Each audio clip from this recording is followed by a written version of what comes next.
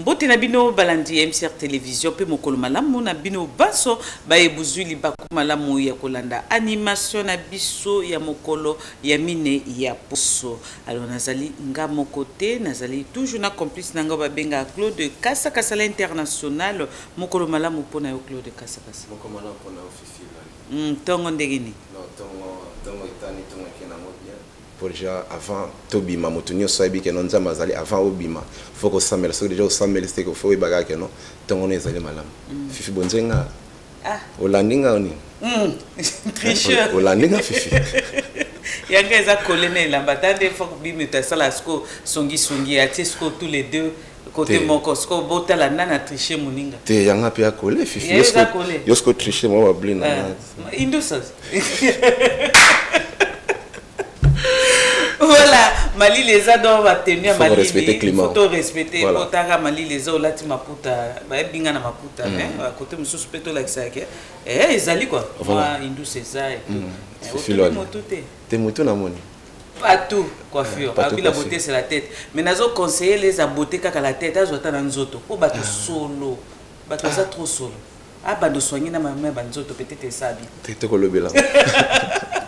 Mais voilà, on est là qui capote tia ambiance ya kati ya animation na biso avant to fungola li boke nyonso oyoza na ba rubrique na biso to kumisana na nkolo nzambe ndito kozonga tout justement après na complicité toujours na yo Franco B hein B1 toké. S'il n'y a pas de Dieu sur cette terre, alors l'homme vit sans espoir. Si je dis toutes ces choses à son égard, c'est parce que je l'ai rencontré. Il est la lumière du monde. J'entends dire ça et là que tu n'existes pas. Or tu as fait le ciel et la terre. Ils disent tu n'as rien créé. Certains croient en ces fausses invisibles et disent que tu n'existes pas. Et ils se moquent et nous prennent pour des fous. Ils disent tu n'as rien créé. C'est vrai que par notre mauvais témoignage, on leur a pas souvent laissé le choix. Éternel, pardonne-nous. Seigneur, descends et que les mauvaises langues se taisent. Rapide descends et tu es le remède de ce monde. Seigneur, descends et que les mauvaises langues se taisent. Rapide descends et viens nous fortifier. Même quand les clercs témoignent de ta colère, ils disent que tu n'existes pas. Ils amassent des richesses et dominent le monde. Ils disent tu n'as rien créé. Tant bien même tu fais des miracles. Ils disent que tu n'existes pas. Et pourtant tous t'en veulent chasser les démons. Ils disent tu n'as rien créé. Ta parole m'envoie à la croix, tu as tout accompli. Éternel, j'ai foi en toi. Ta parole m'envoie à la croix, tu as tout accompli. Éternel, j'ai foi en toi. Seigneur, descends et que les mauvaises langues se taisent. Jésus, descends et tu es le remède de ce monde. Seigneur, descends et que les mauvaises langues se taisent. Rabbi, descends et viens nous fortifier.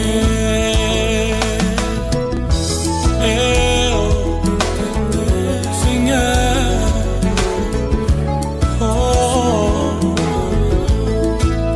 jusqu'à quand laisseras-tu dire que tu n'existes pas? Pourtant moi je connais tes œuvres, elles sont justes et admirables. Éternel, que ton feu descende et ramène la conviction. Car toi tu es bien vivant, tu es l'Éternel des armées. Depuis que je t'ai rencontré, tu as transformé ma vie. Et toi tu es bien vivant, tu es l'Éternel des armées. Oh, je crois en toi et tu es ma forteresse, mon meilleur ami et tu es Adonai, El Shaddai, le Dieu puissant, tu es éternel.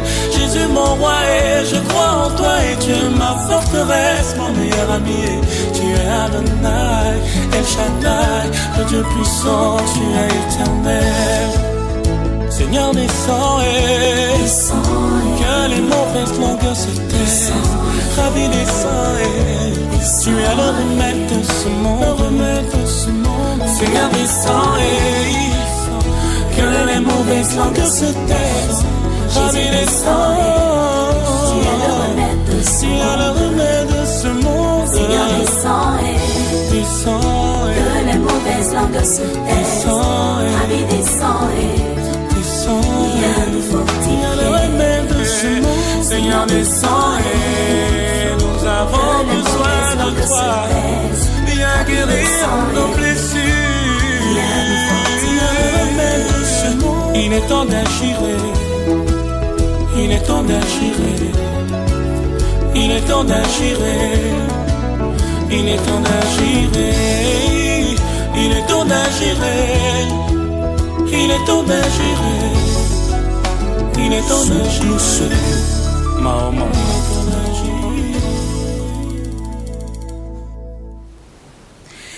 Voilà mokolo malamu na bino banson bato bozuli bakumalamu Olanda biso mokolo malamu pe na ba groupe théâtral oyo eyaka pe ko accompagner animation na biso mokolo malamu pona bino.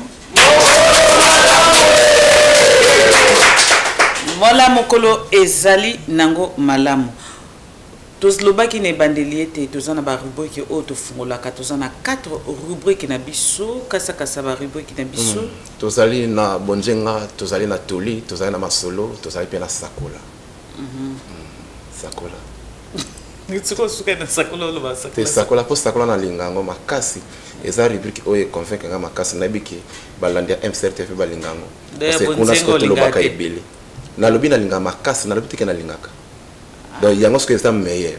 Yo zaba papa basalaka aboti mwana aboti bana ebele mais bana moko alinga makasi bana muso alinga kate alingaka na likolo non kolinga likolo fifi za trop au moins même papa o aboti bana na ye azape na mwana ne moko o alinga makasi mais lingi lo bateki eza mabete elingi lo bateka lingi bana na te même nzambe ya condamné te alingi bana na ye mais ndeka tu bana tanga na l'école te espère la absolue Bible. Bible te voilà to kotina rubrique na biso bonzenga et na rubrique na biso bonzenga boyoka kidane bandeli na bwaka kiango déjà tozo lobela na oyetali lolenge nini tokoki kosilisa solo ya nzoto lolenge nini tokoki kosilisa solo ya nzoto biso la tolobaka soto lobide alo lenge nini donc ça veut dire tozo lakisa ndenge nini mutu nyuso akoki ko sala pona ko silisa solo ne ya nzoto mais s'il te plaît pas tout coiffure soko bando au moins quand on entretenir mitu soko entretenir pe bato na moi mapeka ezala moi bien pona ebi oza makasi côté wana alors tozo lobela solo ya nzoto na ebite so kutana na batande ngwana selon les alaka tranquille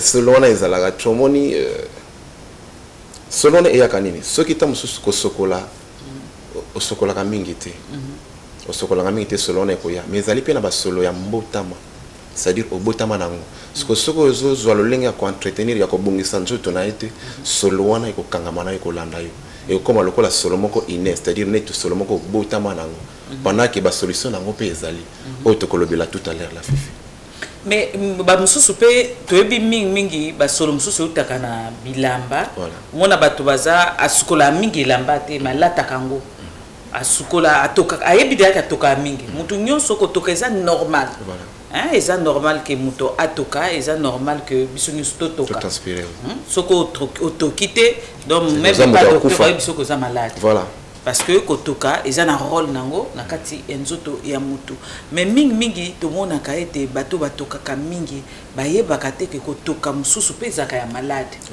mosusu oza pe ke malade moto ezosalaka otoka mingi mais siko oyebi nzoto na yo ozomona ke etokeli na yo oyo okotoka avant oyo matisami eza pe na lolenge okende otala docteur oloba na docteur olote ngai awa nazocomprendre kotoka te kotoka eza bien biso nyonso totokaka mais oyo ekomaka ke soko okoti bato nyonso bakomi mal à l'aise omona moto mwa aboka so ete bato bakoma obimabima ezalaka ekomi mabe wana ekomi malade oyo soit na chambre na yo po moto akota sola motoki na yo envahir chambre ekoma lokola territoire na ye donc non bouging et vana nango wana ezala pe vraiment bien te et bo moto nyonso ezala mwasi ezala mobali kote wana vraiment baloba te ke non wana eza mpona basi te mais selon ni basi ne balekela ngo Fifi Lwali omoni siko makabo non comme obebisi oleka kaka boye okoma obebisi te na kombe ebisa te tuna ngani omoni atoza na tongo Fifi ndimela ngai atoza na tongo donc ngali kwa na zabu na obima ya solo mabe te yo ti olobi basi ngapi na mwasi voilà fa na lo omoni tongo Fifi Lwali siko kote na ba bus to ba sansa na biso okomona eza na ba jeune fille tamsoso avant na fobo azokende tamso na Chimbamba maintenant na sokoli nzoto te tamso pe komona yebo alatika liputa na single okomona pe basuki na ya se oyoyo akatia ngopete mais akoti na bis azokende pe na Chimbamba avant na fobo Claude côté moko na on a raison momoni ko kata suki eza ça dépend ya mutu na mutu po eza na mibali musu balinga basi na mabaka kata suki wana te donc eza ça dépend ya mutu na mutu mais linge lo bateke soko za na suki ande il faut bima solo non eza on entretenir quoi po sino boye to kata pe mibasuki na mitu tengana lo beka pona ko zanga ko sokola poko kata no suki mais soko zanga ko sokola ozanga ko sokola po to mona watu mususu mona kwa mbika voilà mona ba mbika na bapeka donc ata tchebo emozomo ba mbika zo bima mwa ndam donc somo ko tala changer décor donc et comme mususu comme ba mutosa na mwindo mais suki na ye ya sia we comme lox ba boule lisusu comme suki c'est comme lox droit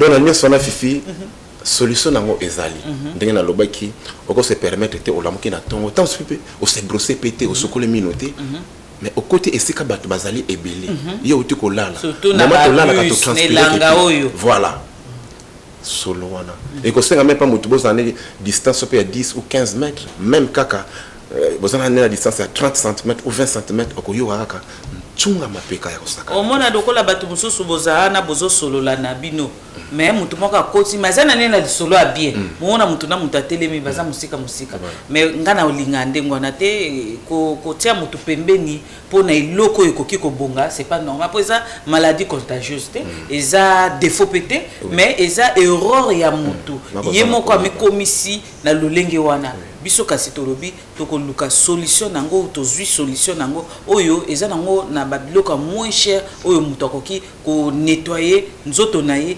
pe ezali kaka parfait po soko za na solo ya nzoto tie parfait ezali susu neti oki otumola bakoko balamuki donc ezali susu somo koleka donc ezate ke lokola na bimaka solo na multiplier parfait na oka tara de marque ça ebisanga bi Lwali olingi ba parfait belé bonjo bombaka solo ngabite surtout so na nenga parfait po na lingi propriété mais soko bando tia par oza solo o étouffé solo na parfait muto vanda pembe na ote obima solo lute solo moko muto comprendre te uti na monde et surtout ba parfum on peut comme mingi parfum qui yendi au mona gaz nango ebika nango te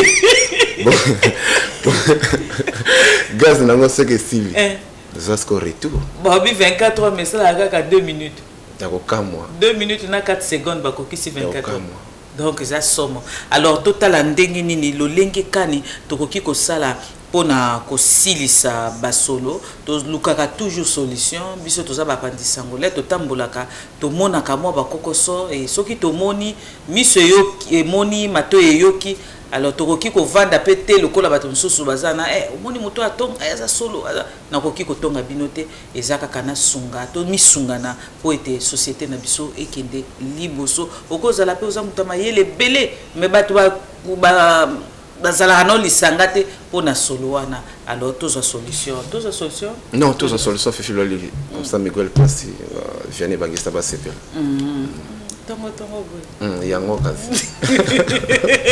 Voilà, bino pe oza kuna tozo solution ya lolenge kosilisa.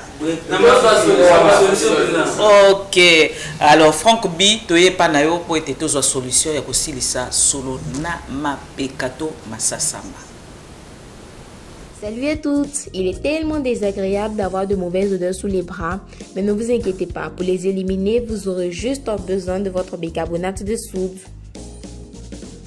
Prenez 2 cuillères à café de votre poudre de bicarbonate à laquelle vous allez ajouter juste un peu d'eau de sorte à obtenir une pâte assez épaisse que vous allez appliquer sur vos aisselles et laisser reposer pendant 10 minutes. Ensuite, vous allez prendre votre douche. Vous devez savoir les filles que le bicarbonate de soude empêche la croissance des bactéries. Il assure la disparition des odeurs de transpiration et surtout il limite la transpiration excessive. Et le bicarbonate de soude se trouve assez facilement au supermarché comme en pharmacie.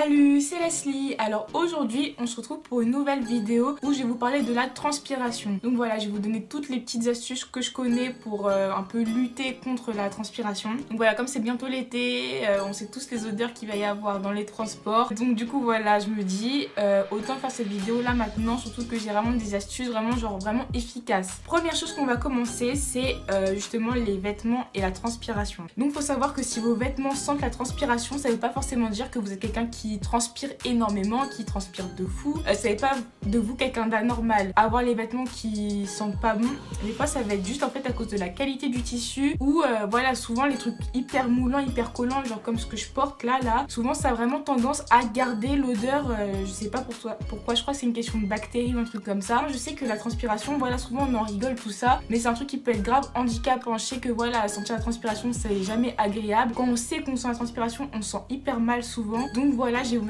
donné vraiment une vraie astuce. Donc qu'est-ce que vous allez faire? Vous allez prendre du vinaigre blanc, du vinaigre d'alcool blanc. Alors vraiment il faut que ce soit un vinaigre transparent. Si vous prenez du vinaigre rouge, du vinaigre de vin là ou vinaigre de cidre, ça va tacher vos vêtements et c'est pas le but. On est bien d'accord, il faut pas tacher vos vêtements, il faut juste retirer l'odeur. Ce que vous allez faire, c'est que vous allez prendre justement les vêtements en question. Vous allez prendre justement ce vinaigre d'alcool et vous allez en mettre justement sur les zones où vous avez tendance à transpirer, où l'odeur reste. Donc souvent c'est au niveau des aisselles. Donc vous allez mettre votre vinaigre blanc et ensuite vous allez mettre le vêtement à la machine à laver et vous allez voir que après le lavage il n'y aura plus aucune odeur. Ça va vraiment retirer toute odeur et les traces aussi. Cette astuce elle est aussi efficace pour certaines traces ou certaines taches qu'on n'arrive pas à retirer. Genre moi je sais que j'avais à un moment donné j'avais une otite et un médicament pour les oreilles là qui était assez gras, j'en avais mis sur mon t-shirt et ça partait pas à la machine. Et quand j'ai mis justement ce vinaigre d'alcool sur mon t-shirt, la tache est partie directement. Donc c'est vraiment un produit super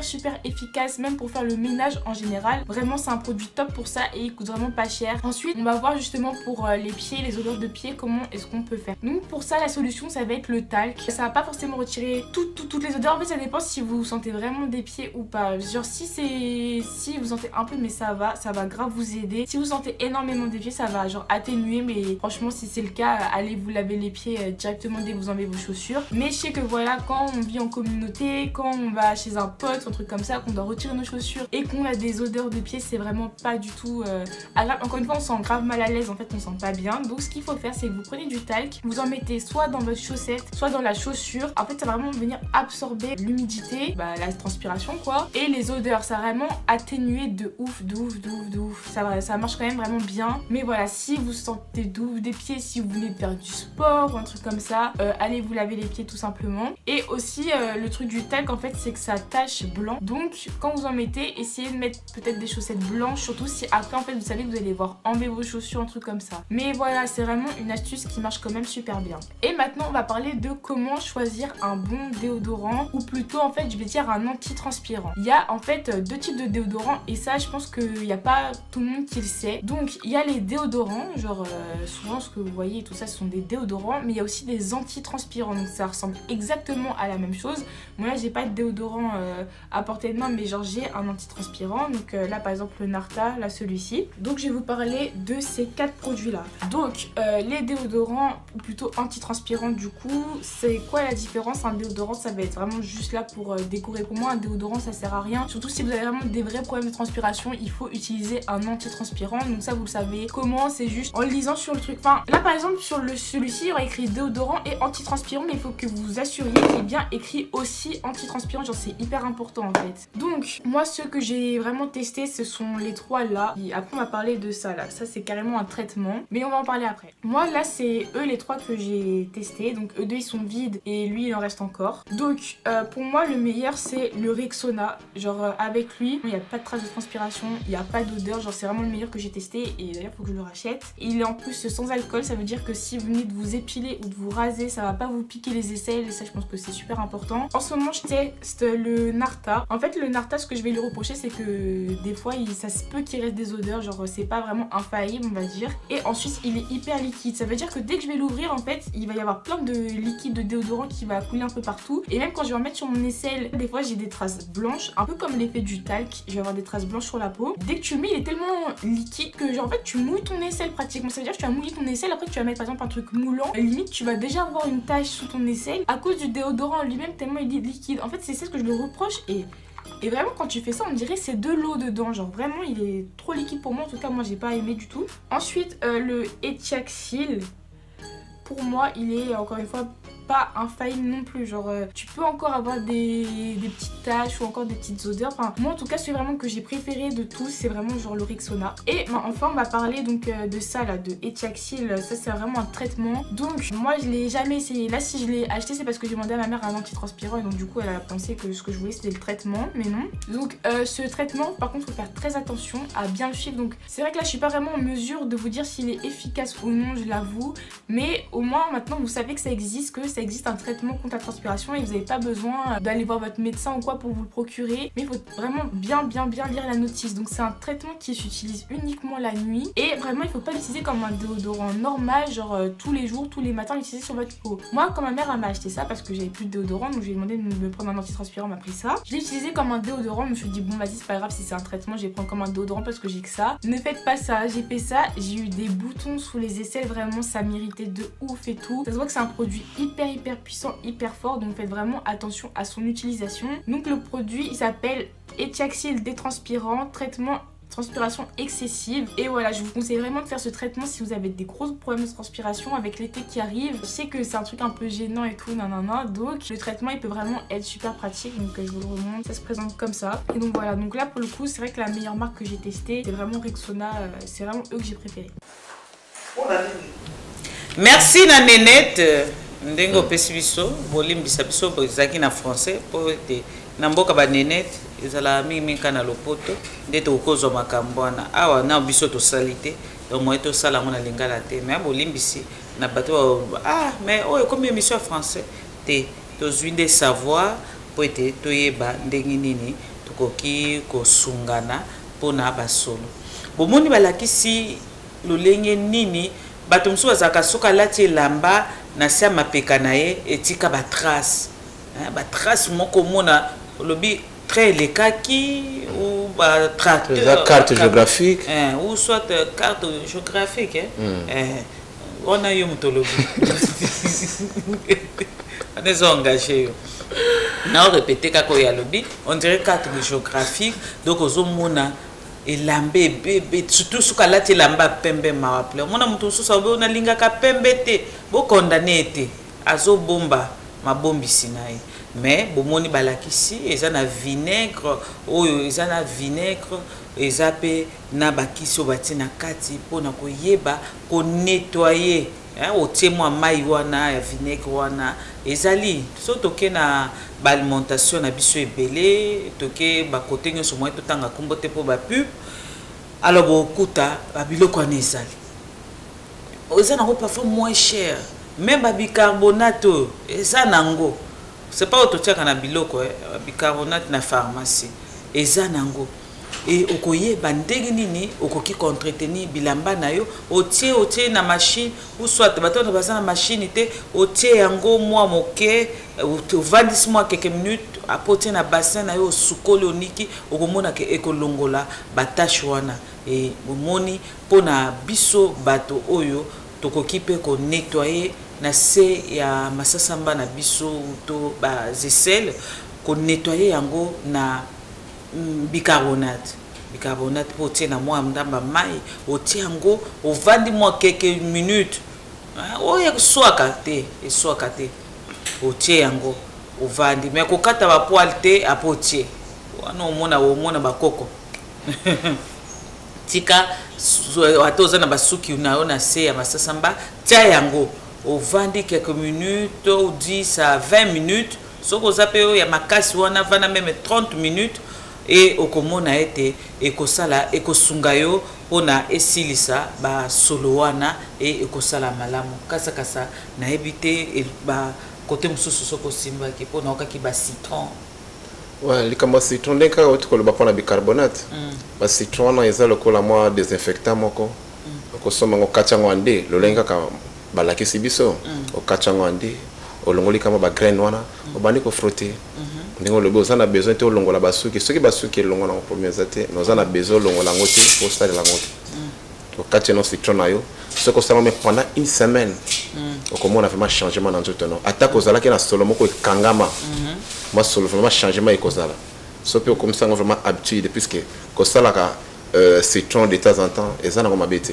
au cours de la souhaite au salon pendant une semaine au l'exis semaine monsieur soana ok sur la 6 semaines on a vraiment au comment on a qu'un jour non ce que le maga solo et cause la bien et puis pour ma papa les sous puisque le bel et puis pour ma chaussure oh le maga solo wana ba manière pèse ali manière par exemple au la ticket ce que le lien qu'on a ta chaussette tito baba faut qu'on y ba qu'on nettoyer qu'on sokola vraiment bien na linyuka na savon faut qu'on y kana kati et pour les sous ceux qui ont la boutique faut qu'on a habitude de sokola makolo na yo ceux qui m'ont les débouter vraiment mafuta ou pas coller mafuta et puis comme on a makolo et puis qu'on a toujours normal nous autres qu'on a vraiment voilà ngona nyo sezali poto luka solution ya ko silisa ba solo na mapeka citron ngana posto bicarbonate bon mona on dirait nzela molai ba citron ouais ba citron ngana ezali nango na 100 fois aux citron na 200 fois aux citron donc ezate que likambo ko sala neto silisa mbongo ozana yo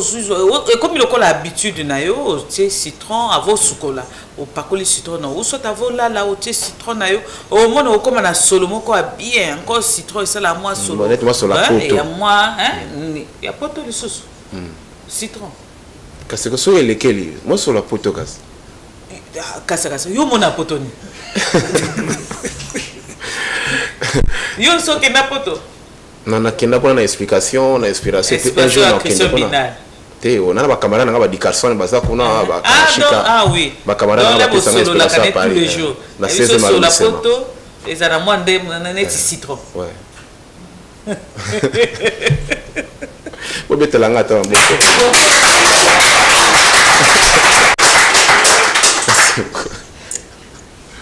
et pas on sait qu'on va mettre les maboko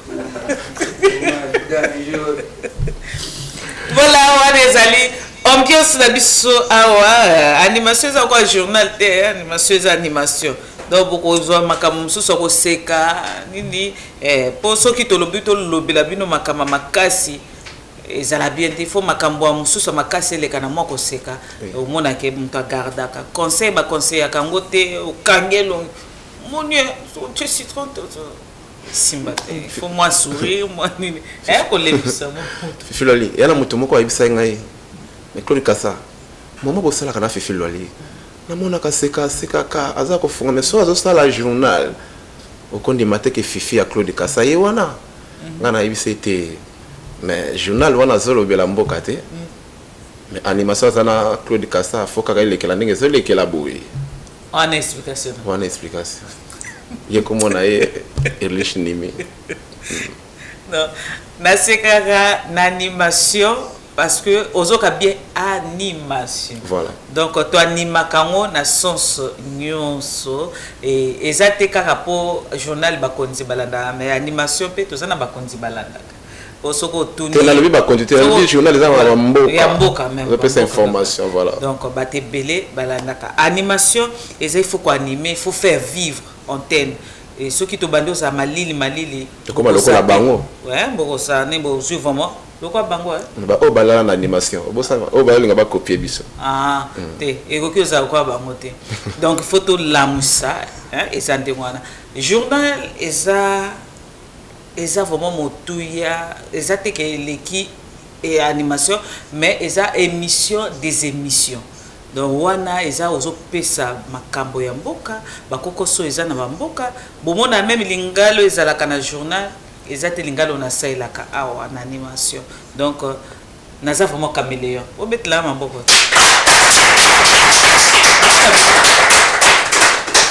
na caméléon mais betela ngape maboko ngape na bon na betela maboko merci Claude wana zuwa makasi voilà wanezaki pona kotia ambiance na kati ya animation na biso kasi na ba oyo nyonso boti kolanda bonzenga reboki na biso bonzenga na oyo etali lolenge kani tokoki kozala po ete soko zali na solo okozala so bonzenga te eza eloko moko ezosala o déjà kokoso pona kozala malamu na miso ya bato alors tozolinga bato nyonso bazala bonzenga. Alors pour moutouaz à la bonzenga, tout ce qui nous lukaka et le muke, ou ils ont empêché que moutouaz à la bonzenga. Tu veux dire que moutou mon côté que la bonzenga total. Les lois sont comme moninga boba ah, na linga ka miswa fifi, mais na linga moutou na été.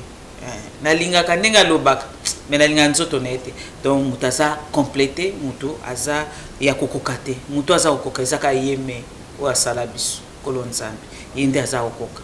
Alors pour yango to éliminer ba défaut oyo ekoki kolongwa po ete esalake mutu azala bonzenga pona reboki na biso bonzenga na kanisi to suki wana to suki wana vraiment to se détendre moke to bina moke iko sala bien yo ko bina suffit le ke to lo mo ko saka na te eh mekano te Miguel passé Tati Benjamin ebi Alexis Lami di Blanc ebi makambo papa de presse Alexis hein voilà Christian Binal pa ebi le boss appel qui pa ebi et au profiter voilà on collègue la ngate fok bi to bi na moi moke po ete to kota na ribo ki na biso toli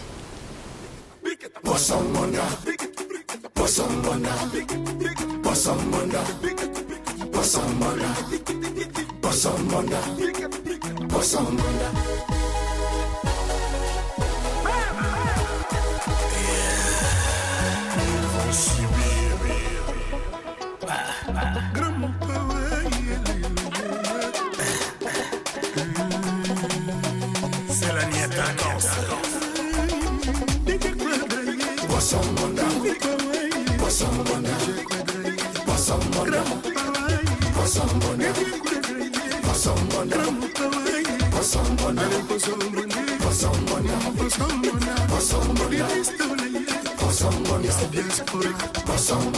Ce soir c'est Dieu que toi et moi elle pilote le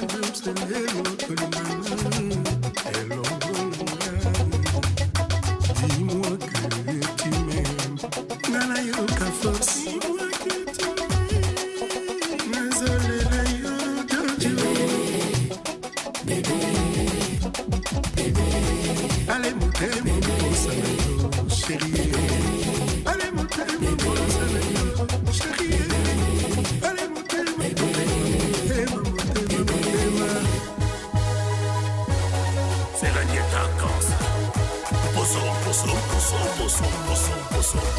Allez, poisson.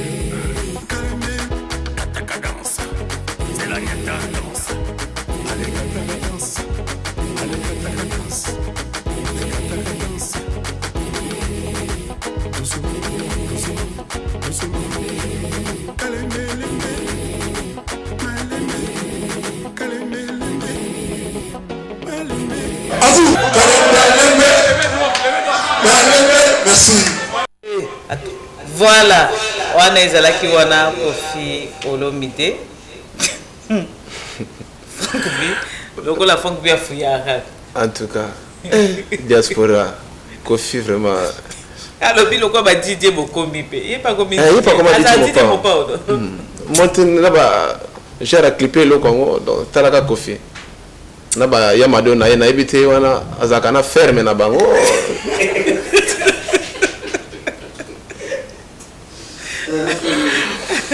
C'était compliqué. Vraiment, c'est compliqué. Voilà, ça, et le c'est Kofi. Voilà, tout continue à rubrique qui n'a pas Toli. On est allé pour tout se détendre. Bon, moi, moment que tout se détendre. Tout continue à rubrique qui n'a pas Toli. Les lots tous y cola maths. Ouais, les lots y cola va calcul vraiment. Va calcul na lingala, mathématique na lingala. T'as pas autant là. Mais les babés, tata va pas se là, bah autant là, boka moi.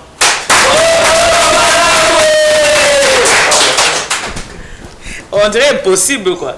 Bah là c'est vraiment mikolo ndenge nini lelo nte mutoye bande nini totangaka ba moko mibale misato mineti na bakama ti na bakoto beaucoup mona on a ba calcul et bozo mona ndenge nini bazotangisa ngo na tableau lelo to oui c'est bino que to bando évoluer malem ça jeudi ou les kaki to la kisaki ne ba otangisa bana mike voilà et lelo to so la kisande ba otangisa ba bakolo ça va maths maths vraiment maths mais na lingala bon non c'est impossible to landango mais pona bato ndako téléphone ezongi et lettre kozana mituna bo benga biso na numéro tout justement ezawana na sima ya toyekola lingala na rubrique na biso toli et na sous rubrique na biso toyekola lingala olingo calculer au tokende non tokende ça la bien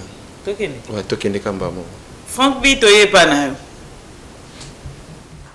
on a dit tout ça pour insister autant de ça tout ya lingala donc on a été ndenge mitu ya lingala ils appellent na musala monene na libération oui na français tant la libération au moins là sur le des dizaines plus 3 unités vous avez dit 23 Ils ont 2 dizaines plus 3 unités. Dizaine là ici, tout coup. Il faut qu'il y ait zone. Zone là, tout coup.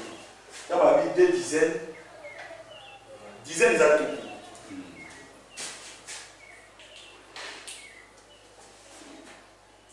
Unité, ils ont mort.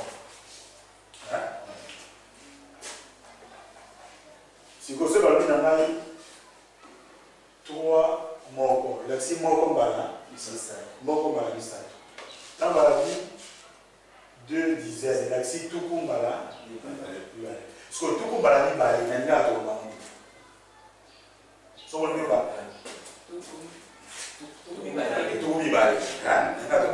C'est le dit bateau, balani, balé, bateau, donc, en principe, ce que nous disons, tout la logique, même si elle est là, on est au Comabo, tout le monde est au Comabo. Comme ça, vous avez tout coup, il va. Et le coup là, écomélie, il y a mathématiques, vous avez écomélie, il y a la langue, la photo, il y a bongo là, tout il y a tout déterminant par contre ça. Il y a un truc comme mais tant on a oublié, boyer, et là voilà, tout coup, il fallait.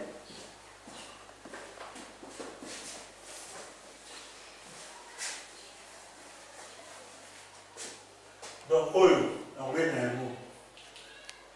Tout coup, il fallait. Plus. Na mathématique, na lingala, na linga kolobitolani tukumi bale bakisa gisatu. Tukumi bale bakisa gisatu. Si on a poussé, et ça dit tukumi bale. Tukumi bale na gisatu.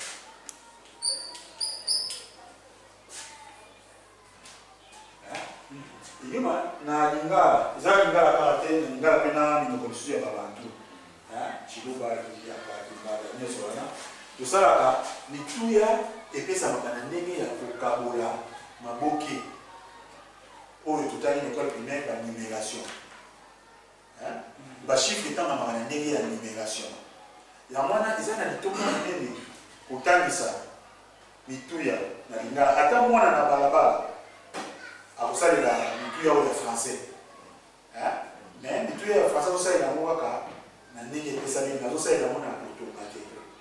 Tama yebi mingi to mwana lingala ite ya oyo ya numération. Boni. Pour abadi koyeba okabola. Abadi koyeba okabola biloko na maboki.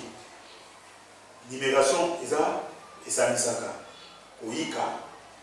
Ça veut dire multiplication, addition et au numération, ça ne sera plus au Pananios. Tous autres, ici, comme d'autant moi, na ayebi, aliment et la logique. Tant on a ayebi, aliment et la cambourne, les autres maman.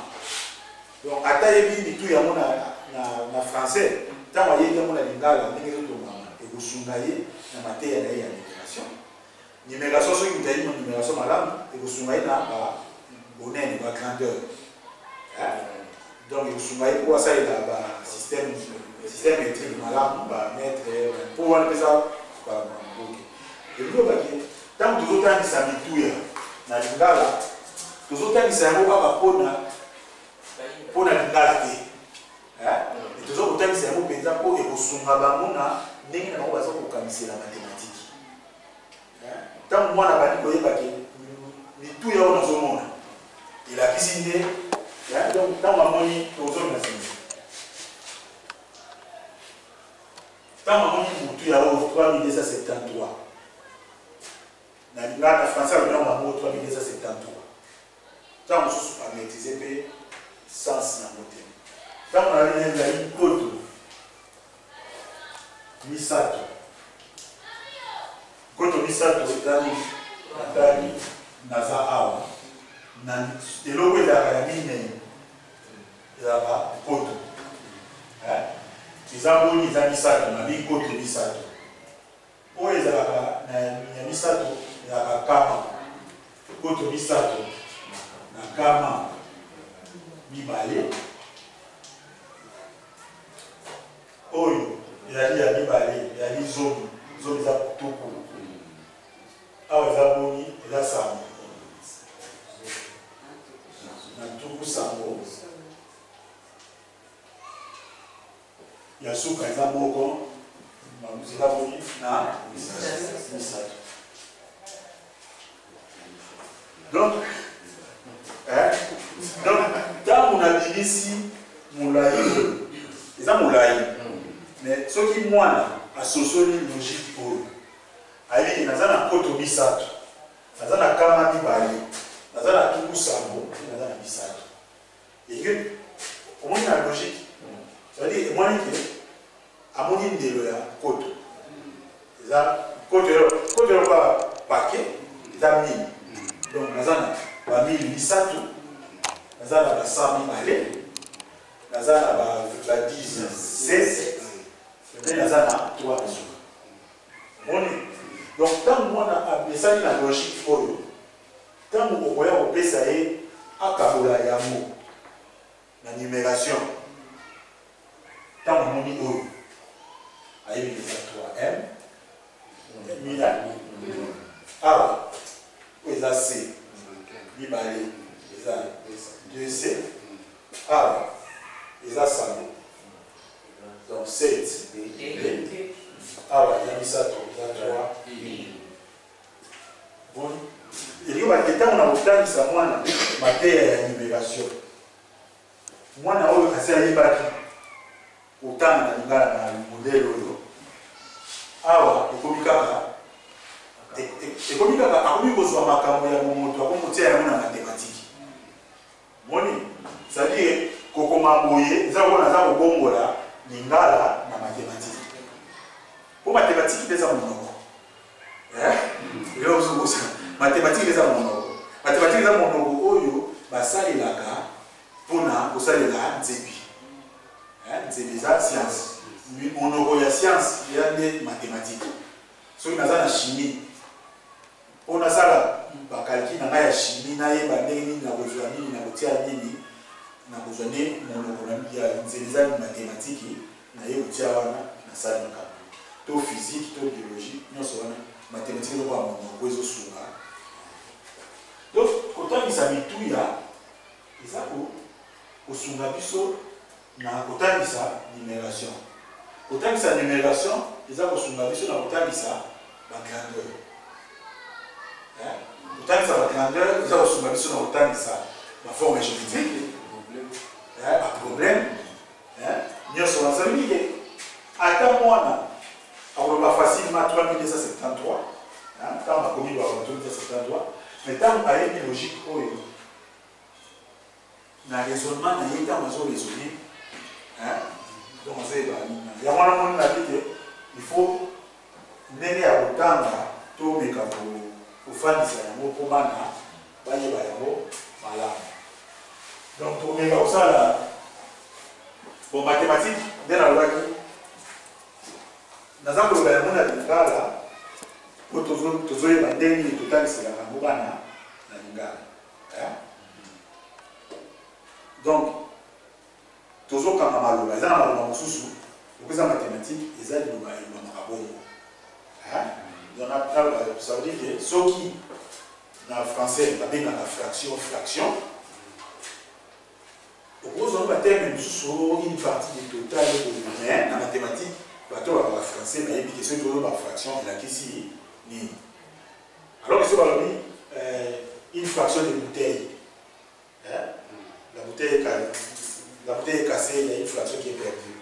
Fraction, c'est éteni, mais éteni, c'est une mathématique parce que fraction en mathématique, c'est au Kamoula, au Biba, on a biteni et kokana.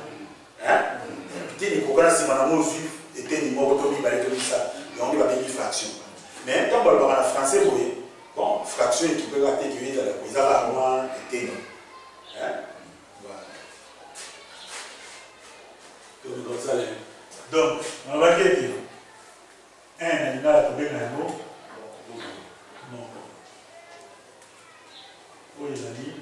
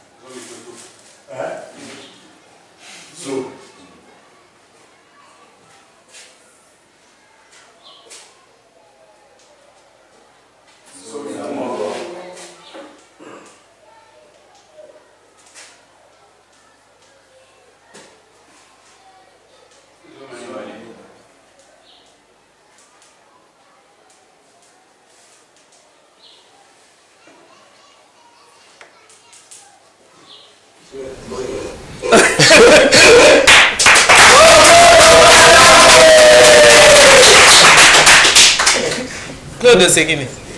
Non, mais là, c'est qui pour comprendre que comprendre toute formation est allé à agiter. C'est-à-dire les lots, au cause en a 70 ans, au cause en a 75 ans, ceux qui osent la posta ou apprendre les choses au yekola, quel que soit au yekola. C'est-à-dire na ceux qui posent moi là papa mikolo bazotanga ça. Même Sandrine Ndengazana, soko lobina e alobana okaka o 10 na lingala. Sandrine 10 na lingala. 10 na lingala. Madame Bonja ko tu as évité. Bon santé. Ah lobi, bo metele ba.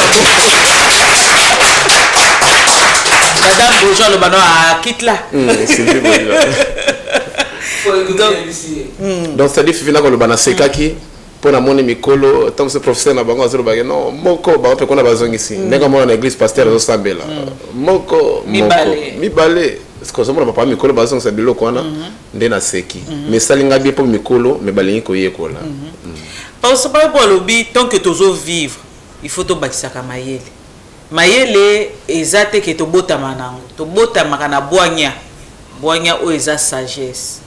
Mais mayele to yaka kozwa ngona mokili. Donc elingi kolobate na mona bato balobako ah mwana moto aza zoba. Te mutazoba za na mokili te. To koma zoba so biso moko to boyi koyekola. Koyekola eza na acheter, koyekola pe sukaka te. Yango wana bomoni leto lobaki ke makamba makasi zoya mathématique na lingala. Oh non, est-ce que ma faction wana au monde les lobby sont nous to comprendre que faction de tobana na français anini bokati biteni ozu eteni mokonde obakisi. Donc tozo comprendre ndenge lingala ezali et ekosala bien. Fonk bi tela biso na mo numéro batba mekana na ndako. Mutuna na ngai ya nona bino. Bondimi maman mokalobi bosala. OK, to tie numéro ezawana, numéro na biso ezana Mama Samba yo wana fo benga. Mama Samba de onjanga tellement trop ya lingika kituba. O batia bakoko ya kituba. Mais mère ka sala déjà ngo. Biso so to tie la mère ka libaya. Simbate. Biso na biso to mitia na libaya simbate. To misungana sunga. Déjà mère ka sala ka koyekola balonga, balonga ya mboka et tout. Donc mutu na mutu azana parti. Olo bengi alobi pesa mbote na kibembe. Donc on so bina loba te mère ka soka bengi avengi invité nga boka ndena pesa mbote na kibembe. Wana na saluer papa nanga Kombombre o azolanda. Voilà, ezalaka malamu na koyekola. Alors bino atoboza na ndako bobengi biso na 06 486 10 13. Obengi e biso totuni bino na mutuna na lingala soki bokokoka. Mais biso moto bana Claude yo ndengozana. Tobana. Moko na lingala.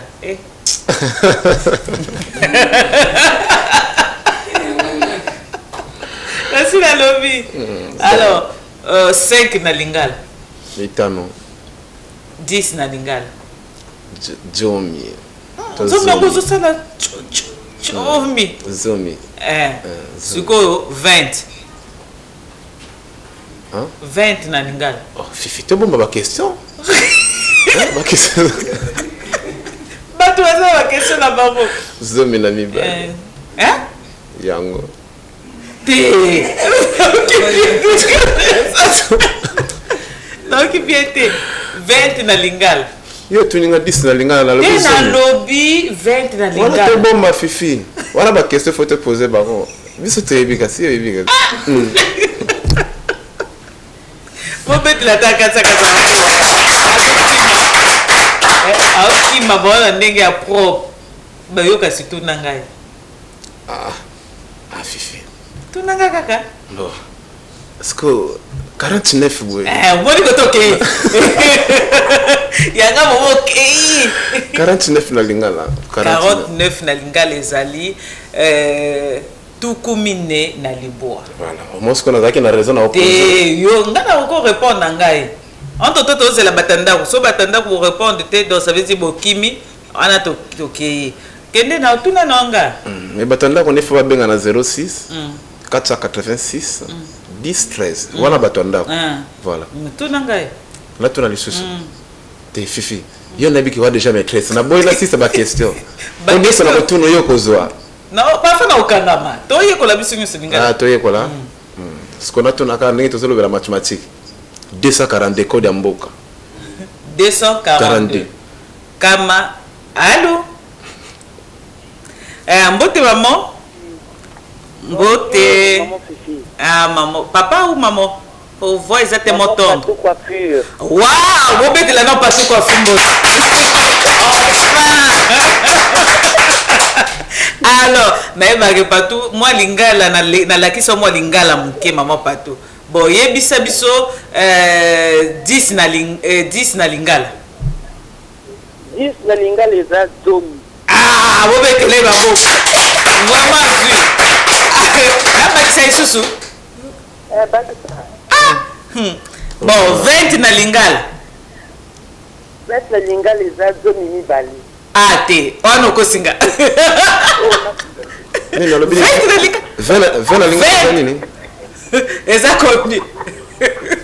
Voilà qui ça va pas tout. Dans ce moment tout on a qui ça est. 20 na lingala. Zomi mibali. Ah, te. On est à 20. Ah, 20 te. Exactement mibali. Ah, tout.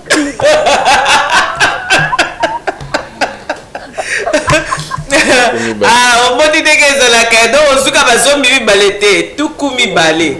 Ya la la gagné dans le baguette zombie balé. Ah, yo voilà fait ma fouba. Yo me touche une erreur. Merci maman Patou, balobi la beauté c'est la tête. Merci, on a coiffeuse Nangai, ami Nangai. Donc Akata yo. Oh. Benga pe les beaux plus akata. Akata ki yo kende ba bongisa au moi ba nini beauté comme plus mais na boya ki ko koma mobulu. Ah. Allô? Allô? Mbote papa? Mbote maman Fifi Loali. Oui. Papa. Régis Nzikou. Régis Nzikou. Obengi biso depuis quel quartier, mon ami? Obengi biso na quartier Mbota. Donc ça là, Amina nga bengi, Amina bengi. Ouais, parce que bon comme ça c'est bien. Voilà, Régis Nzikou. Na le biboye. 4 na lingala.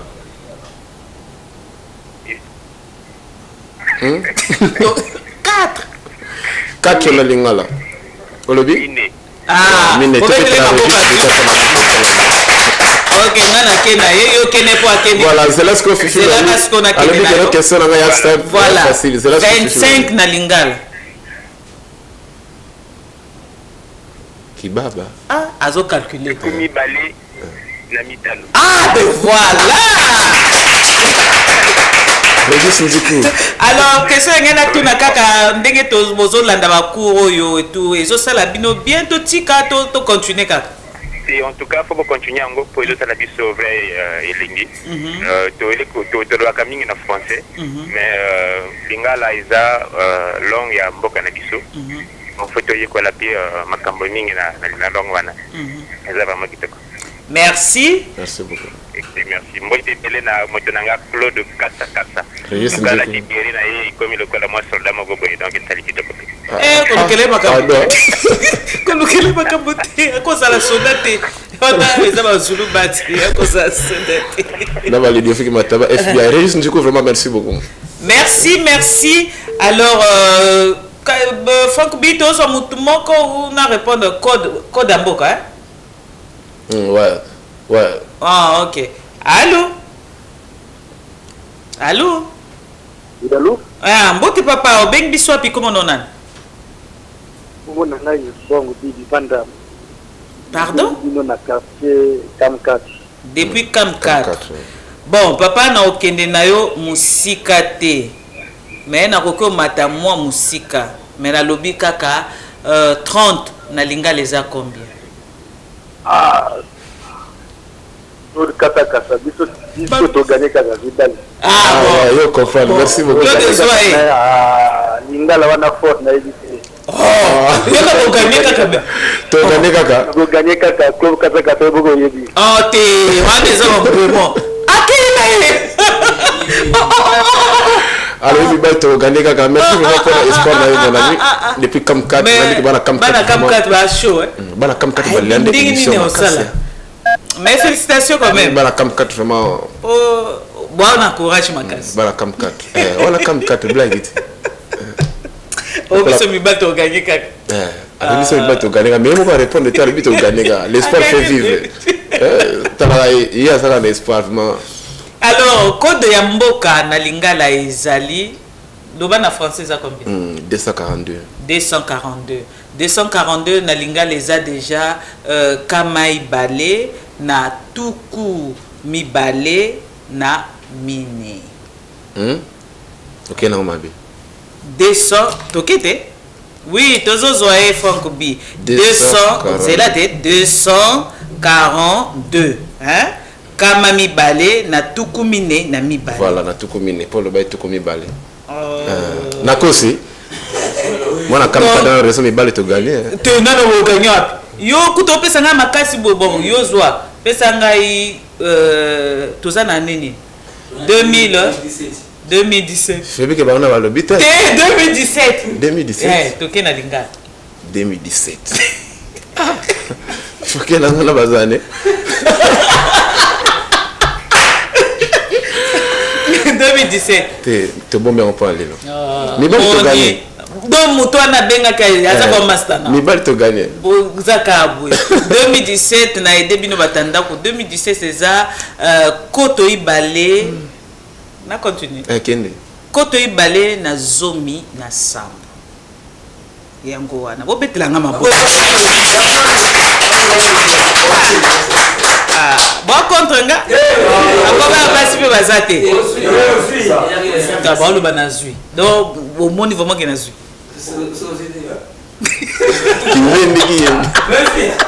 nazui ou nazui te ah nazui bon to suki si rubrique na biso wana to suki si rubrique na biso wana et to koti na rubrique na biso masolo po ete to yebi ke toza na moto oyo azoya ko yebisa biso makambo na ye et biso to bombi nanmo entre temps akoki kokota Franck B ou to tia nzembo to tia nzembo voilà to se détendre et to koyamba et tout justement après OK.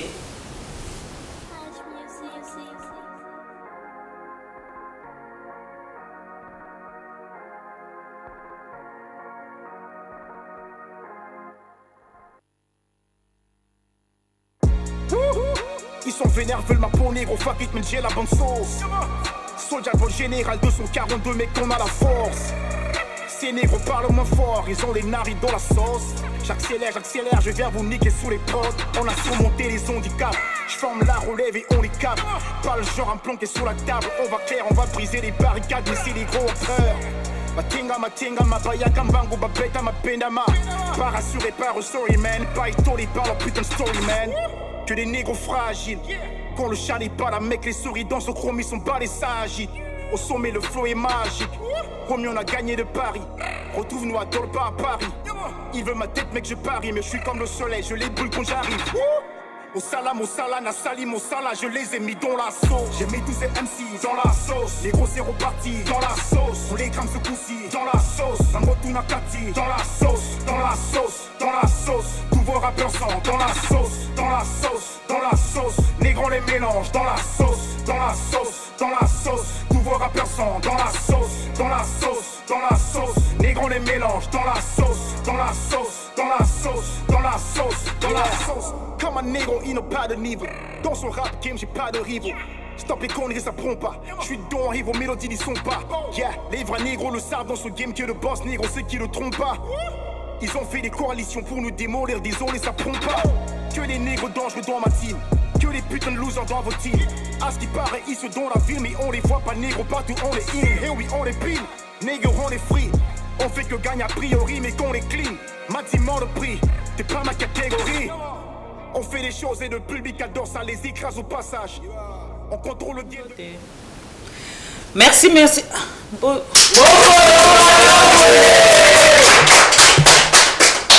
Naromina Kolemba. So, vraiment, tu changer comme émission. Est-ce que mon colomalamu ou tu as mon colomabeka? Ah, ok. So que ça mon malamu, il faut surtout so nga pe botia mon malamu ela musabatanda. O ezale bo muta surtout que aibike eza ndengona. Voilà, tozo yamba mupaya na biso te di benzo donc azoye la biso awa na ebité so kazo utamboka nini soki wapi mais tout monde na aya na avion. To d'ailleurs ande. Ah, aya na territoire, aya ga makolo. Aya makolo. Faut y aller, faut y aller makolo quoi. Donc on a un système quoi. Voilà. Donc c'est esclavagiste. Et ça esclavagisme, mais ça idéologie. Et à droit chemin, l'homme doit se battre.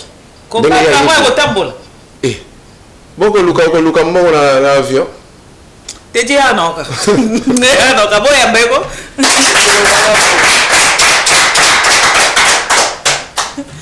Voilà, bonjour Teddy. Bonjour. Ndeni. Cabinet. Moko malamu. On dit que beauté naturelle grave. Ah, merci. Master Nangai. De tous les jours, de tous les temps. Boza baba master pour so na time mitu na bino. Ça la émission. Te mitu na bino nde na loba. Ah béré, te yé béré noir, béré rouge. Yambo. Tout va commando. Ah, béré rouge, commando va dire. On a beau bitumba. Ah bitumba molimo. Ah ya molimo nde. Là j'ai ça qui soda. Ouais.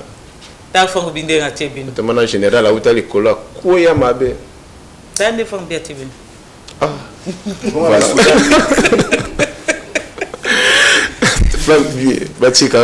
Voilà, tu es que oye libisoa, oye kotala babere à Franco et à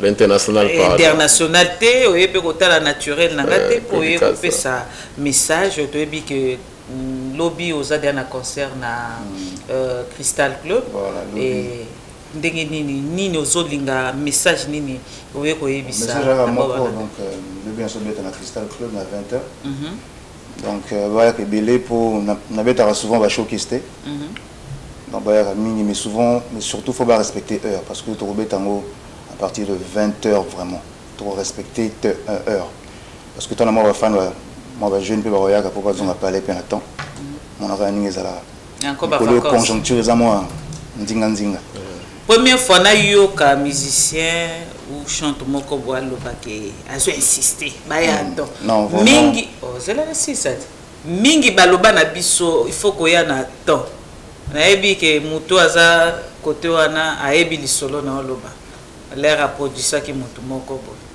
abaki pe il faut boya temps ye batune balinga ko insister il faut boya temps mais je to kende tu vas ni 3 heures na ne bandité na kepe ko bisa le bac il faut batoyer à temps est-ce qu'il y a eu vraiment qu'on respecte trop respecter heure 20h penza 20h plus tard 20h30 au bandi plus tard 20h30 au bandi jusqu'à l'aube t'es pour vider c'est sûr vers 23h par là parce que comme l'équipe ko côté peut déborder mais on déborder parce que c'est sûr moi je ne peux pas avoir mis après c'est les parents qui appellent donc moi mais 20h30 plus tard 20h30 au bandi Alors 20h30 Bobandi, entrée ça combien? Entrée à gratos, mais sauf que qu'on soit exigé.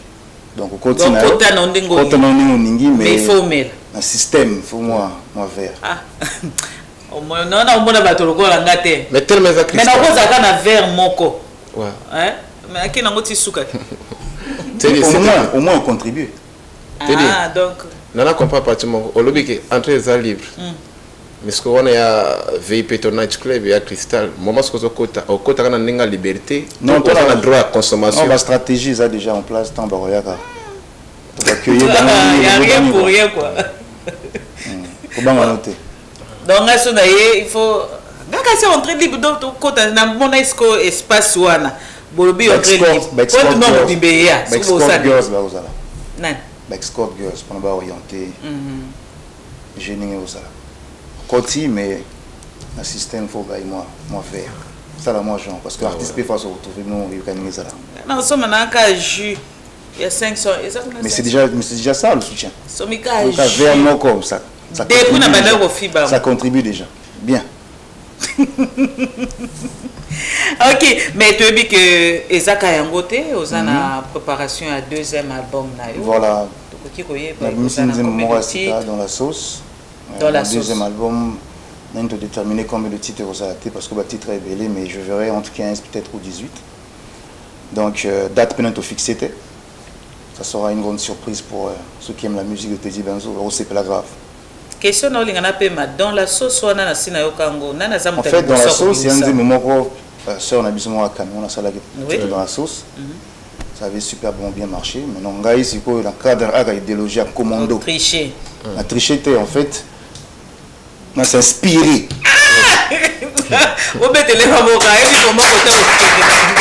Inspiration. Tu vois, non? Donc, on a salé dans la sauce version rap. Ah, dans la ninga rap. Voilà. Mais il y a des ninga chant. Est-ce qu'on a ninga rap? Et donc, il y a sauce na lingala mozo na lingala. Ah, oui, bah sauce plus arrivé là. Bah bouillon et ça, sauce tomate. Claude. Et il y a déjà côté Mali, au vrai commando aí. Béret rouge. Dans territoire na yo. T'es dit. Là mon toulanga, c'est un système à. Non, tu peux pas dire mon toulanga so kota ngati. Il y a déjà la nazoya mais tenga mon colo idéologie. Grave. Hein? Là, il y a le prêtre. Comme ça, la beauté au policier. Il y a le prêtre. Fifi. Moi, dans ce cas, il faut que tu aies le temps là-bas. Non, papa, t'es dit à mon toulanga. Voilà. On est allé qui pour l'ambiance animation pour mon collaborateur, mais ils allaient débrouiller. Tu dis le premier moment aux allées sur ma solo, moi disparition totale, c'est-à-dire le bunganaki. Même quand ça m'étonne pour n'avoir que Teddy Benzo à se produire na cristal. C'est vrai na mon penché na aux appels à mon vraiment Bacchus, na piste même beauté en passant, au piano ça très motivé. Mais disparition c'est dit à quoi? Bangi terrain. Non, c'est vrai. Tu qui ba master no ba petit no mix ton tu qui bango terrain yemo ko kasute oni. Non, c'est vrai. On a comment ça dans la sauce. C'est vrai que na ben moi moqué parce qu'il fallait prendre un peu de recul. Lamba bouillon qui toko parce que album Robimo, je te montre pas mon frère, il m'a bien ngai. Le moment la mère on comprendre pour nous bien système idéologie reculé pour mieux sauter. Au PCB ce titre album en côté? Mon amboka soldier. Moi je m'en va bien. Ah dans système album déjà. Ah, système album déjà. Donc Mikolo ozana ba bereka rouge na bilamba rouge. C'est la couleur est beleza. Voilà ce qu'on a vu sur le télé. Ni na mobino esalaka parce que yo na ibiki oza osalaka rap, ma musique urbaine. Ni na mo esalaka musique na bino ezala na moins d'impact par rapport à rumba. Bah déjà il faut voir que rumba monter dominique na Congo, c'est-à-dire que après il y a le coupé décalé. Biso bato hip hop toujours coupé décalé et quand lobby papa, bino oza bato akala. Mais coupé décalé lobby mais si tu remarques bien coupé décalé en ce moment, c'est la musique, l'une des musiques les plus écoutées. Biso peut toujours frayer chemin là, toujours malem. Déjà à l'époque, en 2008, je me rappelle bien, pendant qu'il y a rap, dans la boîte de nuit, il y a qui rare. Et Mikolo, parce qu'il y a quand même. Donc, toujours, il tourne partout. Donc voilà, donc tout ça déjà, il y a c'est côté déjà, mais il faut maintenant essayer de travailler plus en fait, la collaboration, surtout dans la frère, et Arumba, pour bien pénétrer. Et puis là, on a vu prêtre. Bah s'intéresser que trop la musique n'a bien noté pour bah dédicace c'est à la rater puisque c'est un peu Voilà. Au lobby prêtre. Bato Hollande biso ndako kansa. L'église catholique. T'es pardon. Bato to benga prêtre, c'est-à-dire bato to benga ba prêtre, ba basungaka, ba mécène, ba culturel, o ba lingi basungi. Ya ba artistes musiciens, mais bino boyemba bango rare. Tam somo na ba yemba prêtre moko mosungi moko boye. Pourquoi? Peut-être yango les musiques mais la rap peut dédicace pe alaka. Dédicace c'est ça là. Les ala rapé. Mais sauf que il y a un autre différent là, ba dédicace à rumba. En termes de rap, bon, mécana. Dédié. Non, c'est-à-dire sur le rappé, après à la fin, pour Kalibanga. Mais ça là. Ah, mais ça me moi, quand la maman qui peut le casser à l'international, le qui fait le Casser quoi la bissoire. Ah, on profite album T. Oyoka. Abani pe komi bongisa déjà. Album T. Album toi déjà na kati. Sagana. Mon amboka, pas dans le vocal, big up à ceux de Mbota. Chamba dans le bocal, Chabango Nathan, Moto Nakola Nakan, Kebana Zaneti Tank, Moto Naza combattant, yeah, Buka, petite momie Buka, Honingi Machibika, Chele Guinness na. Il va y avoir tu peux l'appuyer. Chabango Nathan, Master Kebana Koma Pomba, na Kemba na Sina Kola Rap na Bisonga na Pona. Yango, quand on va tout mettre à ma bouche. Après, à la fin, c'est quoi? Au dédicace. Baku c'est le maestro, on a la fin c'est quoi. Mais souvent tout ça on a la fin parce que en termes de rap sur au niveau dédicacé motofo tu en as le lyrique. Mais à la fin c'est quoi gros dédicacé mais ça la mingi net mais difficulté au bas artiste na biso au bas nango tamso kozanga ba mécène kozanga ba producteur binopi na genre na bino beaucoup de difficultés. En fait c'est général, c'est de manière générale biso tout on a la même situation en fait. Musicalement, l'artiste va se retrouver parce que le mécène va sauter.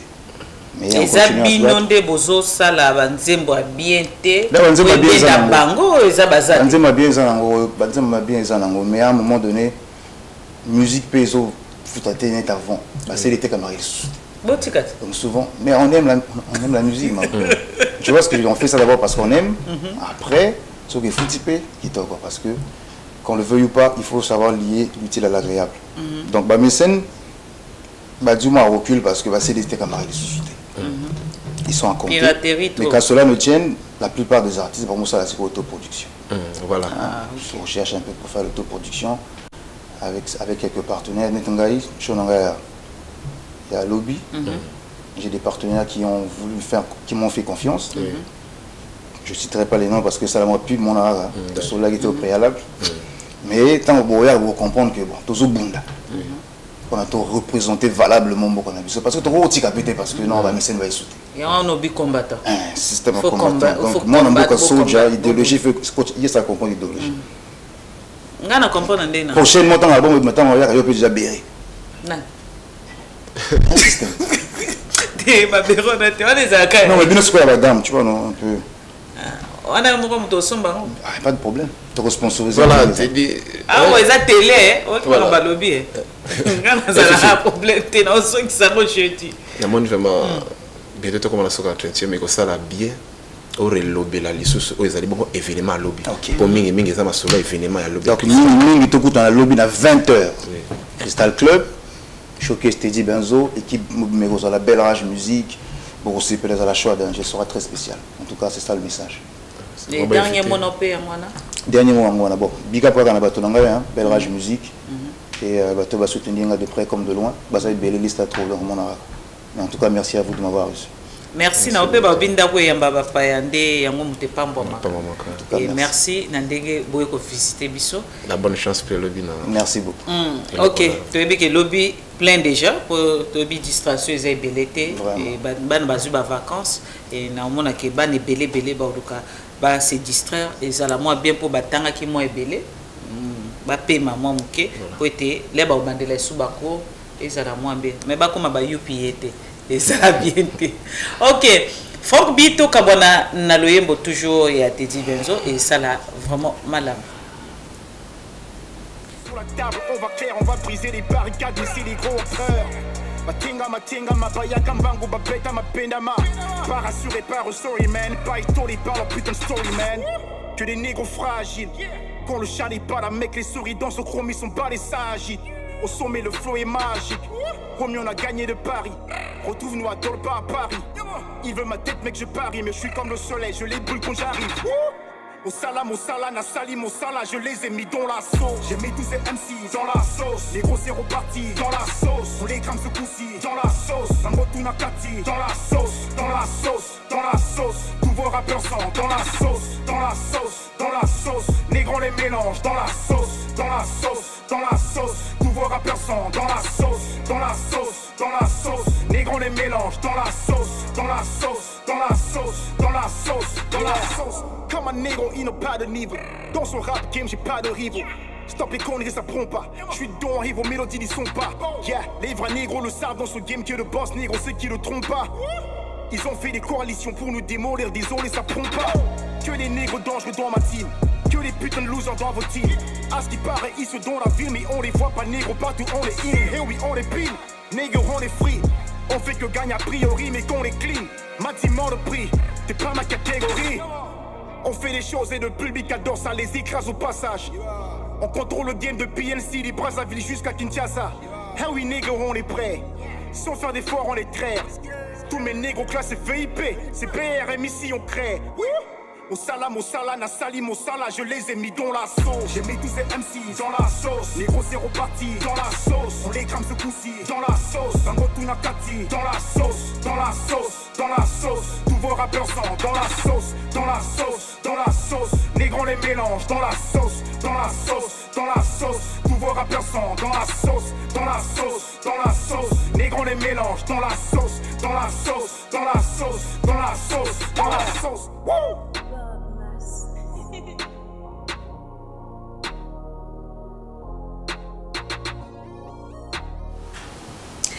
Merci. Voilà, Wanezaki Tendi Benzo. Donc, je crois bien que ça lui plaisir na bana nyonso balingaka ba rap parce que biso to tiaka mingi ba rumba bo moni rap donc ça lui bien. To koti na rubrique na biso sakola oyo kasaka sa ba lingaka ngo mingi. Sikolo ko linga ngo mingi lelo to lo belani. Ndena lingango mingi na ibike bandiko bana na biso babike no kul kasal international la kosati lelo tozo belani to lo bele kamba téléphone lelo nde photo ye babino bandiko bana ndebo lo bana biso est-ce que téléphone et salema pona moto moko to batumi balé to batumi sato c'est-à-dire téléphone na yo o ya yo moko portable na yo eza ya yo moko eza ya famille eza ya madame eza ya voisin to voisine. Donc, il y a un autre téléphone à biso, ils ont offert ma casse. On dit pourquoi on a l'ingénieur comprendre ce que pour le long on a eu téléphone. Na solana public. Pour ça la bien fifi loali.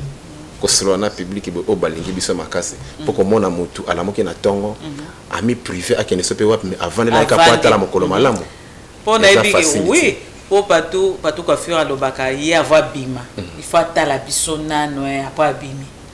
Monte que eza batu balingi biso akangi na musala na ye mazotala mama moko alobi nazaka soki nokika mungongo no ata na kosala biloko natiki na yo otala na ngai yo ça la plaisir et maman pardon kozikisa biloko na moto te ko négliger bala te na préférer ko toi ozui ba camion so zui liboso télévision bando sala na ozo sokola ta basani ozo tala et ça la moi bien et ko sala ke musala ko topé et la laté na ko lo bana opete ko no tala kaka ngati surtout tozui ba émission madame pose à l'amour ki ba bino fifi ozo animation tongo ti 16h moi te ko bloqué au sala bana ba oliaté et ça la vraiment bien té. Mais merci Nabino vraiment ndenge bo pesa biso confiance. Dans la fidélité.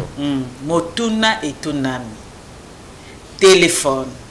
Ezali po na moto moko to eza po na bato nyonso.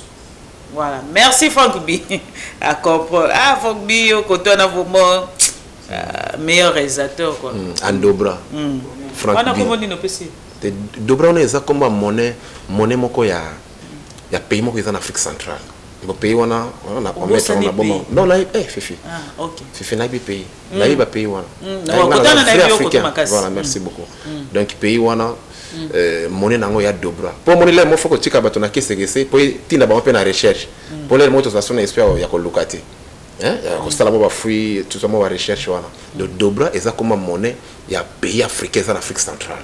Donc pour l'Afrique centrale tu as un pays non donc mutu na mutu asala recherche naye Frank Bi aza yesko aza réalisateur en dobra ya monnaie wana on a kimi franc congolais franc CFA kiendi na dobra donc alors ba no benga ka dobra ba komako DOBRA dobra Frank Bi dobra réalisateur en dobra Frank Bi ya likiba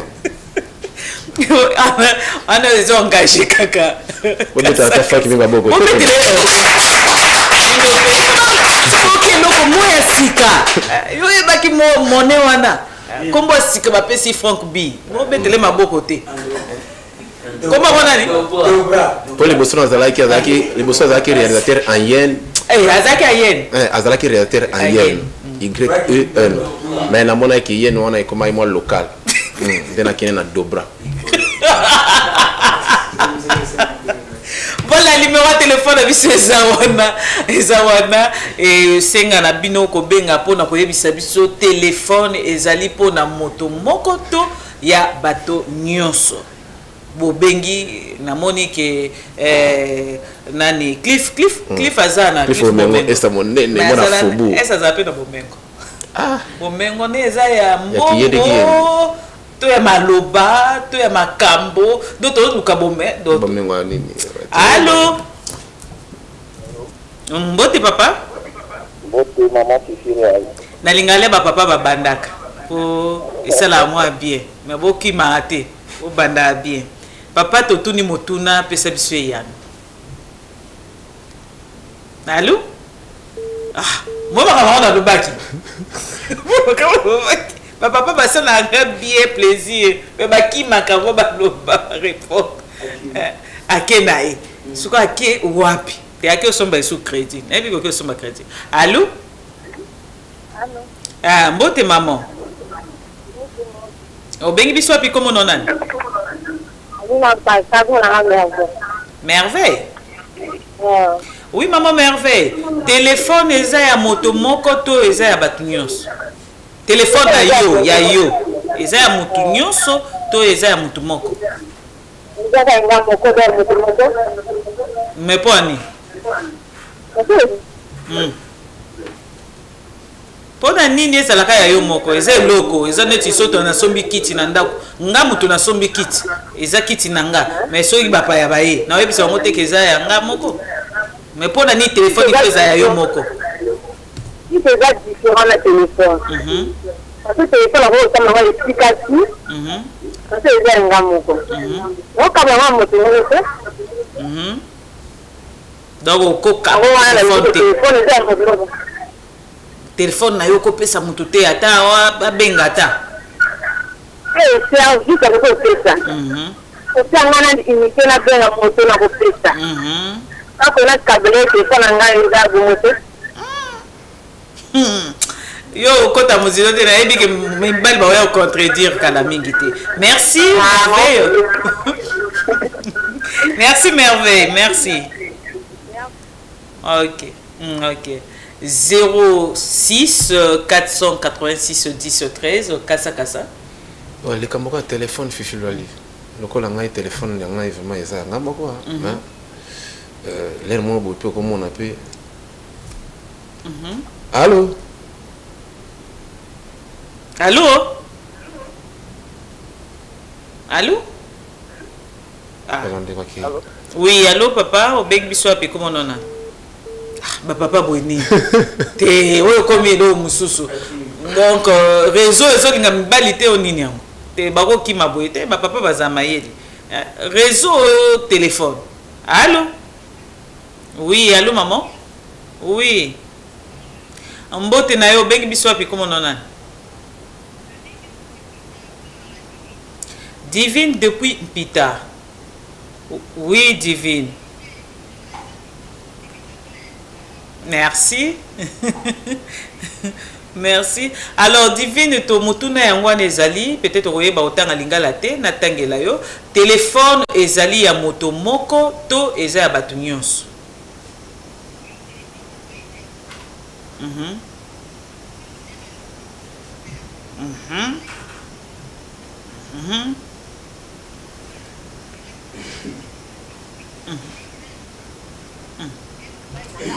Ça n'a droit peut-être que Azoua pour na kobenga moto mais eza yanga. Oh, 1 plus 1 est égal à 1. Yo le bi mobile no za na droit ya téléphone noté. Jamais parce que eza moto moko. Oh, divine. Comme singa. Ah le bi jamais eza moto moko.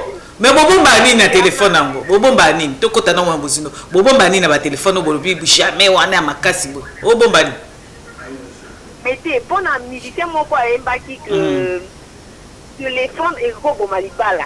Je crois que Eza Camerounais moko boy. Oui, Franco, voilà. Franco, hein, Franco. Oh, oui. Voilà, voilà. Donc nanga téléphone et personnel. Donc ce que Zobo Malibala donc bossé la makama ben na téléphone. Oui. Divine na suki na wana pour la mode divine c'est ah donc ah na yo non comment et pas la biso to bengango sac à truc. Merci divine, merci na réponse na yo kasaka sozo mona ke téléphone pe téléphone à fixe on moni na banda ko o batia ba téléphone à fixe même bana miki mona ka so ba bengi mona kimi mbangu mais téléphone à maman allô Motakei, téléphone à maman au monde kaka mwana so yango. Maman on t'appelle. Ayotik. Papa on t'appelle. Allô? Bomengo ko mirezateur. Allô? Allô? Oui, mbote papa o bengi biso api comment on a? Pardon? Ah, na lisala haute tension. Oui, papa. Téléphone.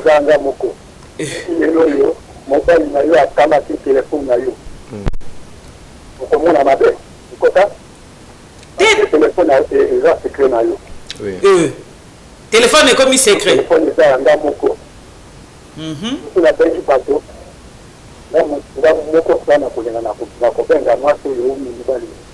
Bon, papa, on dit que bon linga téléphone ko le kabasi na bino. Pour moi si na okutu okoki kotika bimana frère na yo bakei na camarade no bakoki bobina même rumba mais téléphone ozo boya kopesa ngo na mutu na maman même na mama simba te donc au moment que téléphone bolinga koleka basi na bino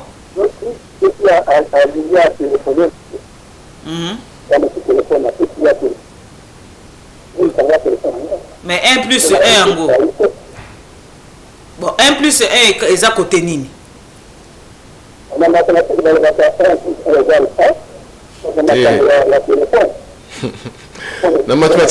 dire 1 plus 1 est égal à 1. On a la Bible, nous Bible, 1 plus 1 est égal à 1. Mathématique, 1 plus 1, il y a 2. Il y a 1 moment, il y a 2. C'est la Bible.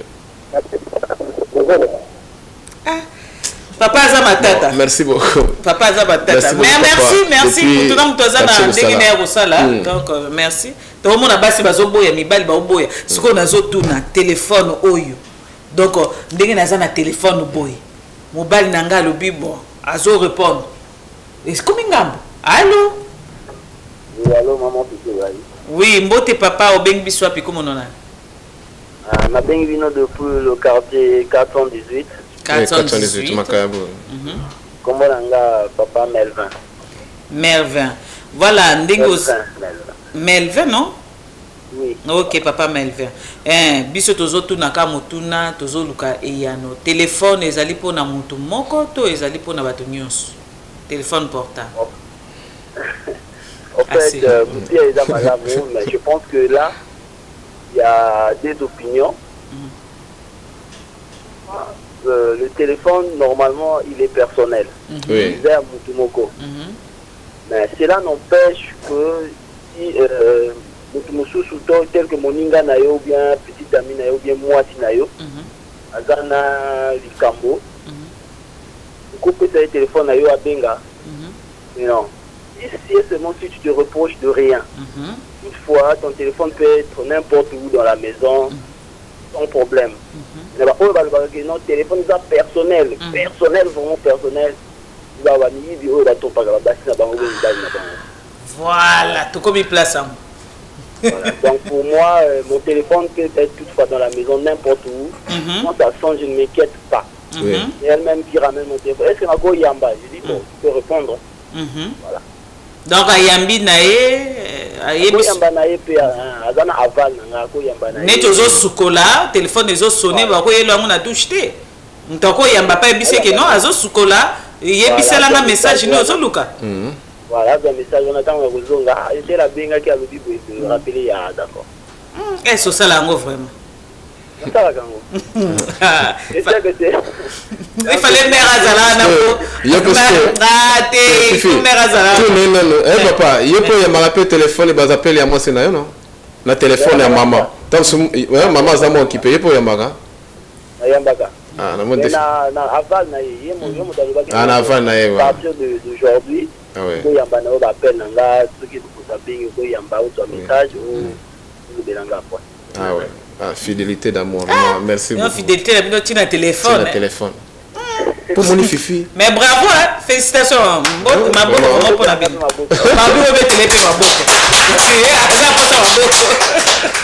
pour fifi, oui, et comment le système moko merci papa, merci vraiment. Nandenge utobenga biso. OK. Et comment le système moko na téléphone fifi loali ndimela ngai. Ozana mwasi. To ozana mobile. Au moins, le téléphone, depuis que vous vendez, vous allez sur 3 heures, le téléphone est sonné. Allô? Allô? Ouais, Mbote, papa. Mbote Kassa Loali. Kassa Loali. Et qui a bien? Kassa Loali. Ok. Papa, comment on a bien vu ça depuis quel quartier? Sinon, ma cambo, en face, la bino gaga. Ah, en face, on a vu ça gaga. Quand on a songolo. Voilà, problème là c'est aller à téléphone et ce téléphone les allés à moto moko et ça personnel tout beaucoup kabolango na moninga tout na maman. Téléphone ya mosala et ça personnel. Oui. Téléphone ya moi c'est na mobile et ça oh moi ça le téléphone na personnel. Moi c'est na mobile téléphone na bango ça na sécurité. Oui.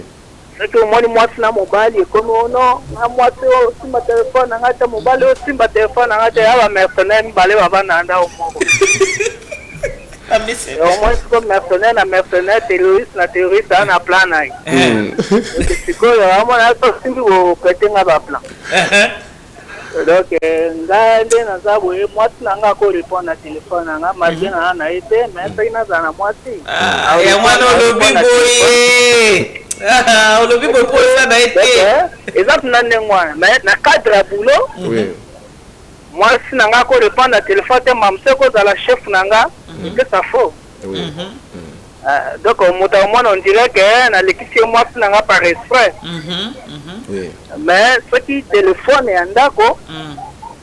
Ikamba secret za wana te. Ce qui au moins moi ça zo boya ka mobile répondre à téléphone te. Azonga na ndako na bango ba etike ndenge akovanda na mobile bana ndenge moko. Et bon mobile.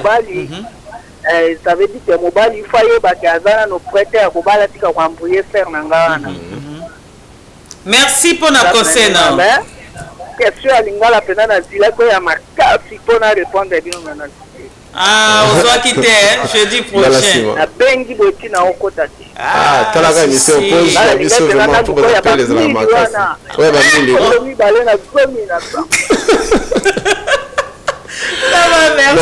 Merci vraiment pour la contribution. Ah oui, balubaka ezamwa passe hein, batepele balubaka ezamwa passe pour na kozwa biso en direct ezamwa kokoso. Allô? Mbote papa obengi biso api comment on a? Comment on a clinique chez la quartier le salon école. Le salon école. Alors to mutuna na biso eza téléphone eza ya mutu moko to ya batu nyonso. Allô? Oui.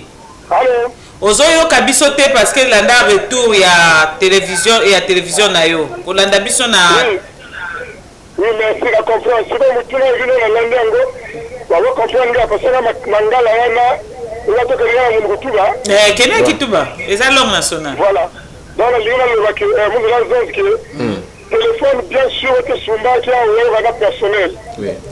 C'est vrai. Mais, là, si vous avez que non, téléphone, si vous avez vraiment personnel, il y a des personnes qui ont un numéro, il y a des personnes qui ont un numéro à prendre. Donc, c'est le problème. Parce que même si le téléphone vous vient, si je mets déjà numéro, ou bien le numéro à Pag, ça veut dire que le téléphone est personnel. Donc, c'est un moment aussi, inutile de mettre numéro à montre, ou bien le numéro à mon montre. Donc, si je mets le téléphone pour que la bête vous le recevoir, c'est comme le bloquer le montre. Bon, raison métallique, hein. Ah, donc raison. Qu'est-ce que nous allons compléter que, oui, parce que j'aimerais vous dire que 1 plus 1 est égal à 1 dans l'amour. C'est vrai, donc ça veut dire que qui m'a dit qu'il y a 15 tout. Il y a 15 qui est amour. Le téléphone amour nous laisse sonner, nous qu'elle veut. C'est-à-dire, d'accord, obligé quand même de recevoir l'appel amour, mais c'est normal. Sinon, plus personne veut vendre un appel à mbongo. Bon, si on va recevoir l'appel, vous allez rater quoi? Vous allez rater voyage. Voilà, donc, si on n'a pas de téléphone, c'est normal, on a besoin de mon monsieur. Dans le bord de là, quand je prends le côté de déposer le dossier, quoi, nous allons le faire. Voilà, c'est ça quoi. Voilà, nous avons un bagage à appeler, nous allons rater ça, nous. Vraiment. C'est un peu ça. Merci papa, merci au éclaircir, au éclaircir, parce que téléphone, aux un petit coin, téléphone les autres sonné. Mais moi sinon je vais répondre, oui, parce que Moussala babenga qui oui babi babenga qui yo na muta Moussala, yo moko kokyo ye bandeni encore rappeler, au raté pe Moussala te. Donc merci vraiment na papa na biso, na ndengo éclaircir biso. Merci beaucoup. Pour na papa à lobby téléphone eza ya batunyos. Ya batunyos. Ce que zaki ya ye moko angaka zo ba numéro a batuté. Anga pas pe sa numéro ne na batuté. Donc eza ya batunyos. Aboyi, allô? Allô? Oui, mbote papa obengi biso wapi comment nona? Allô? Oui papa obengi biso wapi comment nona? Oh, ba papa basala nga boy po nini? Ka ba papa. Te ba maman pe basala bon fils. Na ko lele? Ba maman ko tu ba bipeke. Oui, allô? Oui, mbote maman obengi biso wapi comment nona? 418. Comment na yo? Natacha. Oui, maman Natacha. Oui. Nabengino pona lo ba ke téléphone ezate personnel. Parce que le téléphone ezala personnel. Kasi to kabaka numéro T. Maintenant soki bato azolinga ba komisa téléphone personnel pa nini incompréhension tante ekotaka. Oko mona moto abengi yo kaka boyo yo piaki nga rendez-vous boyo sa mosusu mokolo téléphone oyebi te. Oza kobala mobala za kuna akoma kotela incompréhension soki ayebaki yo te mera abengi yo te soko opesaki numéro boyo.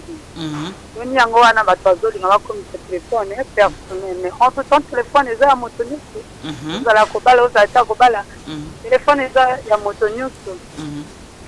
Ah, donc, l'autre chose, c'est que le téléphone est comme personnel par rapport à l'appel au biseau de Yambaka. Oui, oui, l'appel au biseau de Yambaka, incompréhension, mon moto a bien une autre chose, la moto a bien une non, je suis à Kobala, mobile a bien eu, mobile one à mobile n'a pas est vraiment peut-être à tromper numéro. Incompréhension au côté de la vie. Si vous avez compréhension, incompréhension côté, la paix est Sangoana. Téléphone personnel. Donc, téléphone donc soto lobby on a nini soto bito sangisa tongeto lobaka ke bato ba komisa ba téléphone na bango personnel de eza bato ba trichaka. Oui oui. Ah. Merci maman, merci na ndeko ko éclairci biso ngana te bino moko nde bozo pesa ba réponse biso tozo na biso biyano. Merci. Alors, Claude Kassaka Sosomona. Allô? Oui, allô? Oui, allô? Oui. Mbote papa, obengi biso api comment on a? Mbote comme on a Gilles, na bengi na OCH. D'accord. Na eu sabino au téléphone, il y a des lois moko ali personnel. Oui.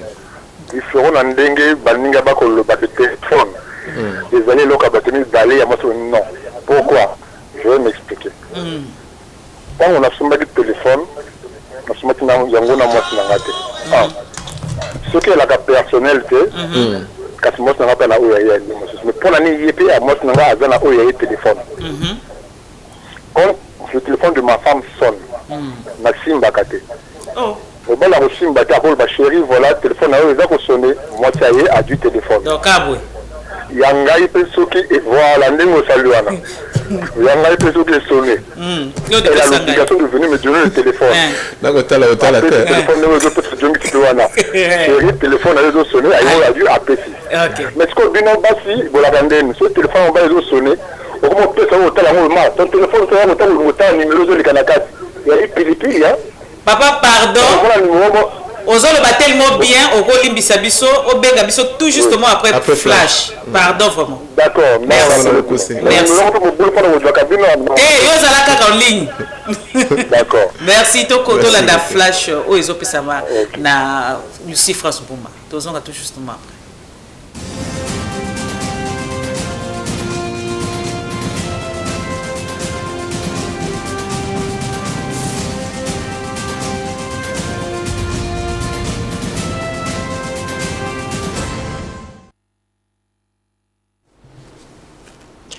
Bamamba tata mbote na bino pe boye ibolamu na basango na biso ya mokolo mwa lelo ya mwambe ya sanza ya sambo mubuko to yibale na zomi na sango na sambo basango na biso na bokuse ko yeba yete milulu me bobeti bongo tangwa pona batoma balakoli mozali kaka kolanda naka na ekolo na biso Kongo mingi na engumba matomba Pointe Noire na mokolo o mwa lobi kuna na Luango Jean-Louis Tibinda ayebaki bongo ko beta oya yetangwa azali bongo moko ya Palati PCT na sango ya RDC ko yeba ete mangoma maye masangana pona kotala lolenge kani ya kosunga baye bazali bongo kata minyoko ya sima ya bitumba bizali bongo ko yingela kuna na Kasai Occidental baye bongo na konyongo na bolembu lokola lisanga ya bikolo bizali bongo na koyakaka kosunga bango noki te pe na gouvernement ya ekolo na Côte d'Ivoire ko yeba ete Palati ya Bokondi e yeba ki bongo na kosangana na mokolo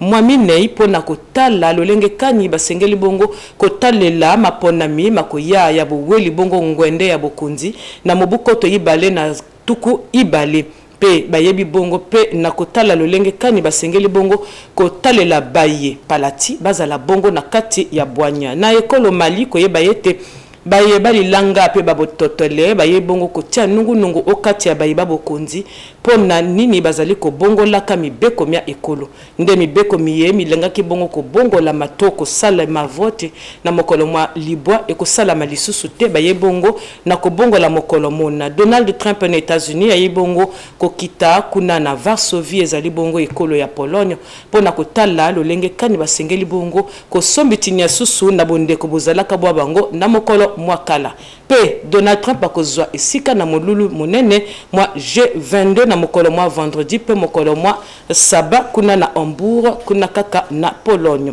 tokosukisa na sango ya masano koyeba te mitopi ya Kenya ya Congo ezali bongo kaka na kolandana kana mokolo mwa lelo ekobeta mabongo na Brazzaville pe na Dolizi na libanda ya masano ya Alphonse Masamba Deba Diable Noir akoyeba bonko kutana na FC Tongo koyeba yete na motopi mwa monano bayebaki bongo na motopi mwa monano ebikipi bibale bikabona ki bongo na makale kale to mikele mibale bipai biso epe kara akoyeba bongo koyamba la mosha na motopi mwa monano kara ayebaki bongo kolonga la mosha na mongete moko la mosha ebungu tulu na Dolizi AC Leopard akoyeba bongo kutana na AC Auto na motopi mwa monano koyeba yete na kuna na Owando AC Leopard ayebaki bongo na kolonga AC Auto na mingete mibale AC Auto ebungu tulu kasi patronage oyo azali bongo na bonongi ayebaki bongo nonga na mokolo mwa lobi oboso équipe konzo botale pa wapi basango na biso babokuse boye bongo na kosuka na tikeli bino ote ya Fifi Lwali pona mokolo mola.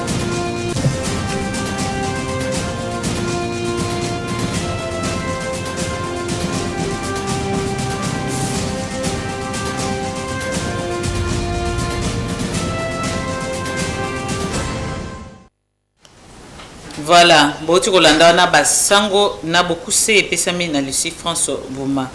Bomoni nde tolbaki lingala na ebite so boza bo comprendre makambo nyonso alobi wana. Oui, allô? Oui, allô? Ah, papa na biso azaki vonka na téléphone na ye. Aboyaki kolongwa biso ka longwe ezalaka matata pona kozwa yango. Ouais, ezala matata pona kozwa biso ye solo. Allô? Oui, allô? Allô? Mbote maman, obengi biso wapi komo na obengi biso wapi komo nona? Oh, basi kaka boye. Ngana basi ko bité. Allô, bité oyoki bien mutabi allô. Yoko bité bezaka allô. Allô? Moni. Mutamona niki mutaprononcer. Eh, habito soyez. Oui, tozio papa, allô? Basi kaka boye, on a raison.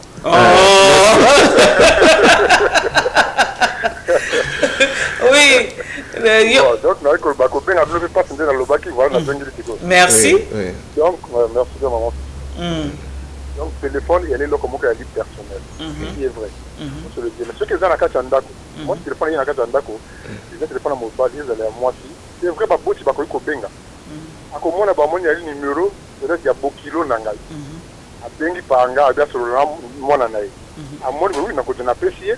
Ou si on a mon numéro, il y a maman et mon tabengi. À quoi qu'on décroche, il n'y a pas de problème. Mais le numéro, sur mon numéro, il y a patron nangai mon tabengi qui n'a la carte à douche, dans la chambre, dans la zone sokola. Il y a dû à Kamati pour décrocher. Est-ce qu'il y a des respects pour la patron nanga? Non. Il nous a dit comme sinon, à Sali pour faire un climat Moussala, à Sali pour faire au Sala, on va dire que 10 balles, on a parlé pour un pistolia. Regarde ma camouflage, et puis, c'est vrai, 1 plus 1 égale à 1, c'est vrai. Mais 1 plus 1 égale à 1, il y a certaines choses dans le foyer on peut faire, d'autres on ne peut pas faire. Oui, justement. Il faut faire le bayango, il faut la violation biblique. Parce que, donc, on va faire ça là, il y a les nuits. Il y a la transparence. Oui. Ce qu'on ne peut pas faire, c'est de décrocher le téléphone de ton patron. Quand le patron appelle, il y a un morceau de décrocher. Non.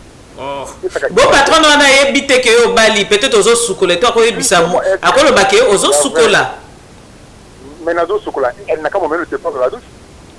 Cette numéro patron est dans la répertorier na téléphone à hôtel. Peut-être le bimi inconnu ils ont répertorié ta. Donc toi que non malembe non papa. Donc patron na yo moi si na yo ako répondre na patron na yo te. Ma bête ko manquer mon respect mais aux autres soukola ils appellent n'endenga signe de respect que numéro ils ont traîné à yambi à l'obino papa excusez hein azo soukola to aza empêché ce qu'on soit répondre n'denga on a des patrons d'ailleurs au monde que moi si na yo aza impoli justement non ah yo zo le ba parce que tu as une émission au comme tu pas ya basi te non so pas ya basi te na ça na partout ah wa ko lo bana limemia nyonso na botosia ko se na kata di pas de commander mo on comprend là haut dans les pas là on commander mususu ça colle vraiment comme on va il est au chocolat bien à l'heure non moi si donc yo ndem to saki show ma be moi si au moins si waza moi ça bike balia kana place wana oye bandenge ko répondre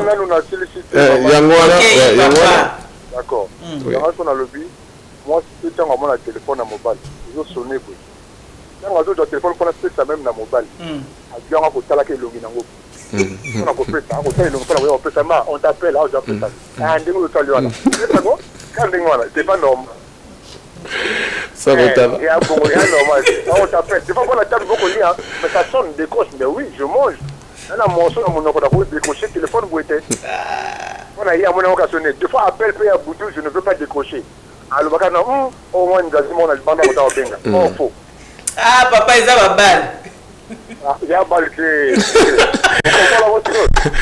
papa est à mettre la solution na moko tunakaka na benga na donc il y a moi sinon pour aussi battre la simba kate maman il y a le personnel le téléphone est personnel papa mindondo on a ko éviter makambo mususu ya mabe va ya dakota na comme ça mikeka na bui auto les cambolais qui na appel il y a normal appel na mo zo mo mokebwe il peut étincelle ah oui il faut que je monte sur la téléphone faites semblant les canaillots c'est comme ça que ça se passe n'a pas déplacé na rappel n'a pas occupé ko déplacer na que sur le téléphone il y a pas de problème yo pour que déplacer na ko ça na ngozu ate c'est vrai parce que na zo e komi ya wana ndenge wana ya wote me makamaka mabe na libala utele ko me nungu ko ta ebe sa makambo ebele bele ya makambo susu faites semblant au monité.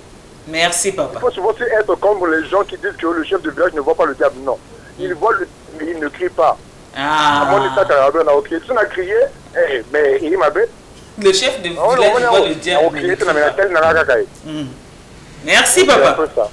Merci beaucoup. Merci Mutasuka na kopesa biso contribution merci et des biso et des pebate belé oyo bauti kolanda biso motuna o ezalaki kaka mpona koloba ete makamba ba téléphone esala ba nungu ebele kabola babala ebele si lelo bate belé basona ka pona téléphone ya mwana to lukaki to yeba bino moko boyebisa biso e boyebisi biso donc nazomona eloko ya kobakisa ezate bo baza contre baza bo baza pour bazali pour exemple qui les andé wana ezana moins ezana plus donc ezala kande wana kasa tozo ouais to ce que c'est vraiment fifi loli ba ba message ko sala téléphone en mode avion fa botika tamso zana maman to zana papa ozomona bazobenga ita chacun en avion fa botika voilà to confirme na suka et puis basi muso bazana système à vibreur kututé eza silencieux monde la changer atiamo pembeni parfois atiamo avion kaka avion amona ka lumière epela ka ça c'est na 3-4 numéros lumière kaka soki epeli omoni moi ça côté à cuisine pas papa donc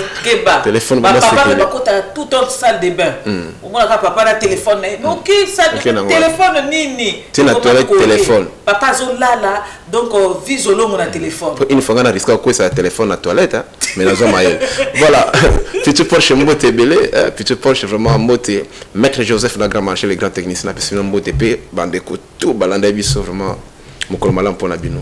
Merci Nabino Nyoso Botolanda, merci Bato Nyoso Bobengi pour être contribuer pour cette émission ou animation Nabiso mokolo malam ezala vraiment mokolo malam. Merci Nabino, merci na Patou Coiffure, la beauté c'est la tête. Merci na Rochelle Vimode, Mignon Coiffure et Bino Nyoso et na ba comédien Nabiso, vraiment Bino de merci beaucoup les comédiens.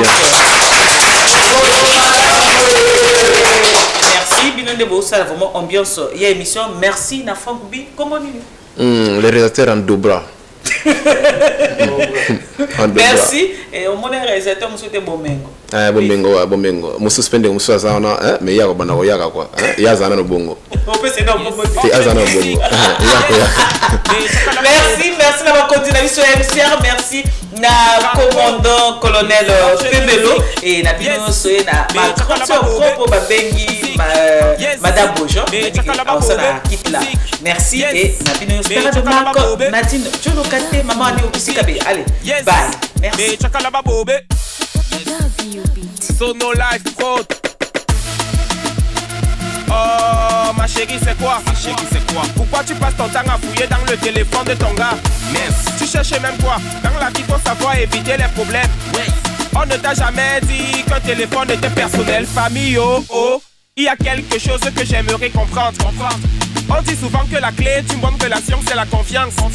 Mais il y a des filles qui surveillent ton téléphone comme des flics. Tant pis pour toi si tu y as oublié d'effacer les messages de tes petites. Mais moi je dis, ce n'est pas bien de soupçonner son partenaire. Non. Le manque de confiance dans un couple est souvent à l'origine des guerres. Ça cause des bagarres. Ça cause des dégâts. Parfois il suffit d'un message suspect pour qu'un couple se sépare. Oh ma chérie écoute, le téléphone est devenu un véritable danger pour les couples. Téléphone a gâté les mariages, téléphone a gâté les foyers. Téléphone a sémé les bagarres, pendant celui de ton gars, faut pas toucher. Donc laisse le téléphone de madame, laisse le téléphone de monsieur, laisse le téléphone de madame, laisse le téléphone de monsieur, laisse le téléphone de papa, laisse le téléphone de maman, laisse le téléphone de papa, laisse le téléphone de maman. Oh mon ami c'est quoi? Pourquoi tu passes ton temps à fouiller dans le téléphone de Tanga? Mon frère tu n'as rien à faire, il faut laisser le téléphone de madame. Hey, on ne t'a jamais dit qu'on ne surveille pas la femme. Y a les gars qui sont bizarres et qui aiment les problèmes. À force de fouiller ton téléphone, ils connaissent ton répertoire plus que toi-même. Ils contrôlent tes appels, ils contrôlent tes mails. Tu manipules, ils te surveillent. Pendant que tu dors, c'est sur ton téléphone qui veille. Hey, tu es devenu policier. Je sais. Ça c'est pas normal. Au lieu de t'occuper de ta femme, toi tu t'occupes plutôt de son portable. Hey, un téléphone c'est privé. Hey, arrête de t'embrouiller. Même si c'est toi qui le lui as acheté, ça ne te donne pas le droit de le fouiller.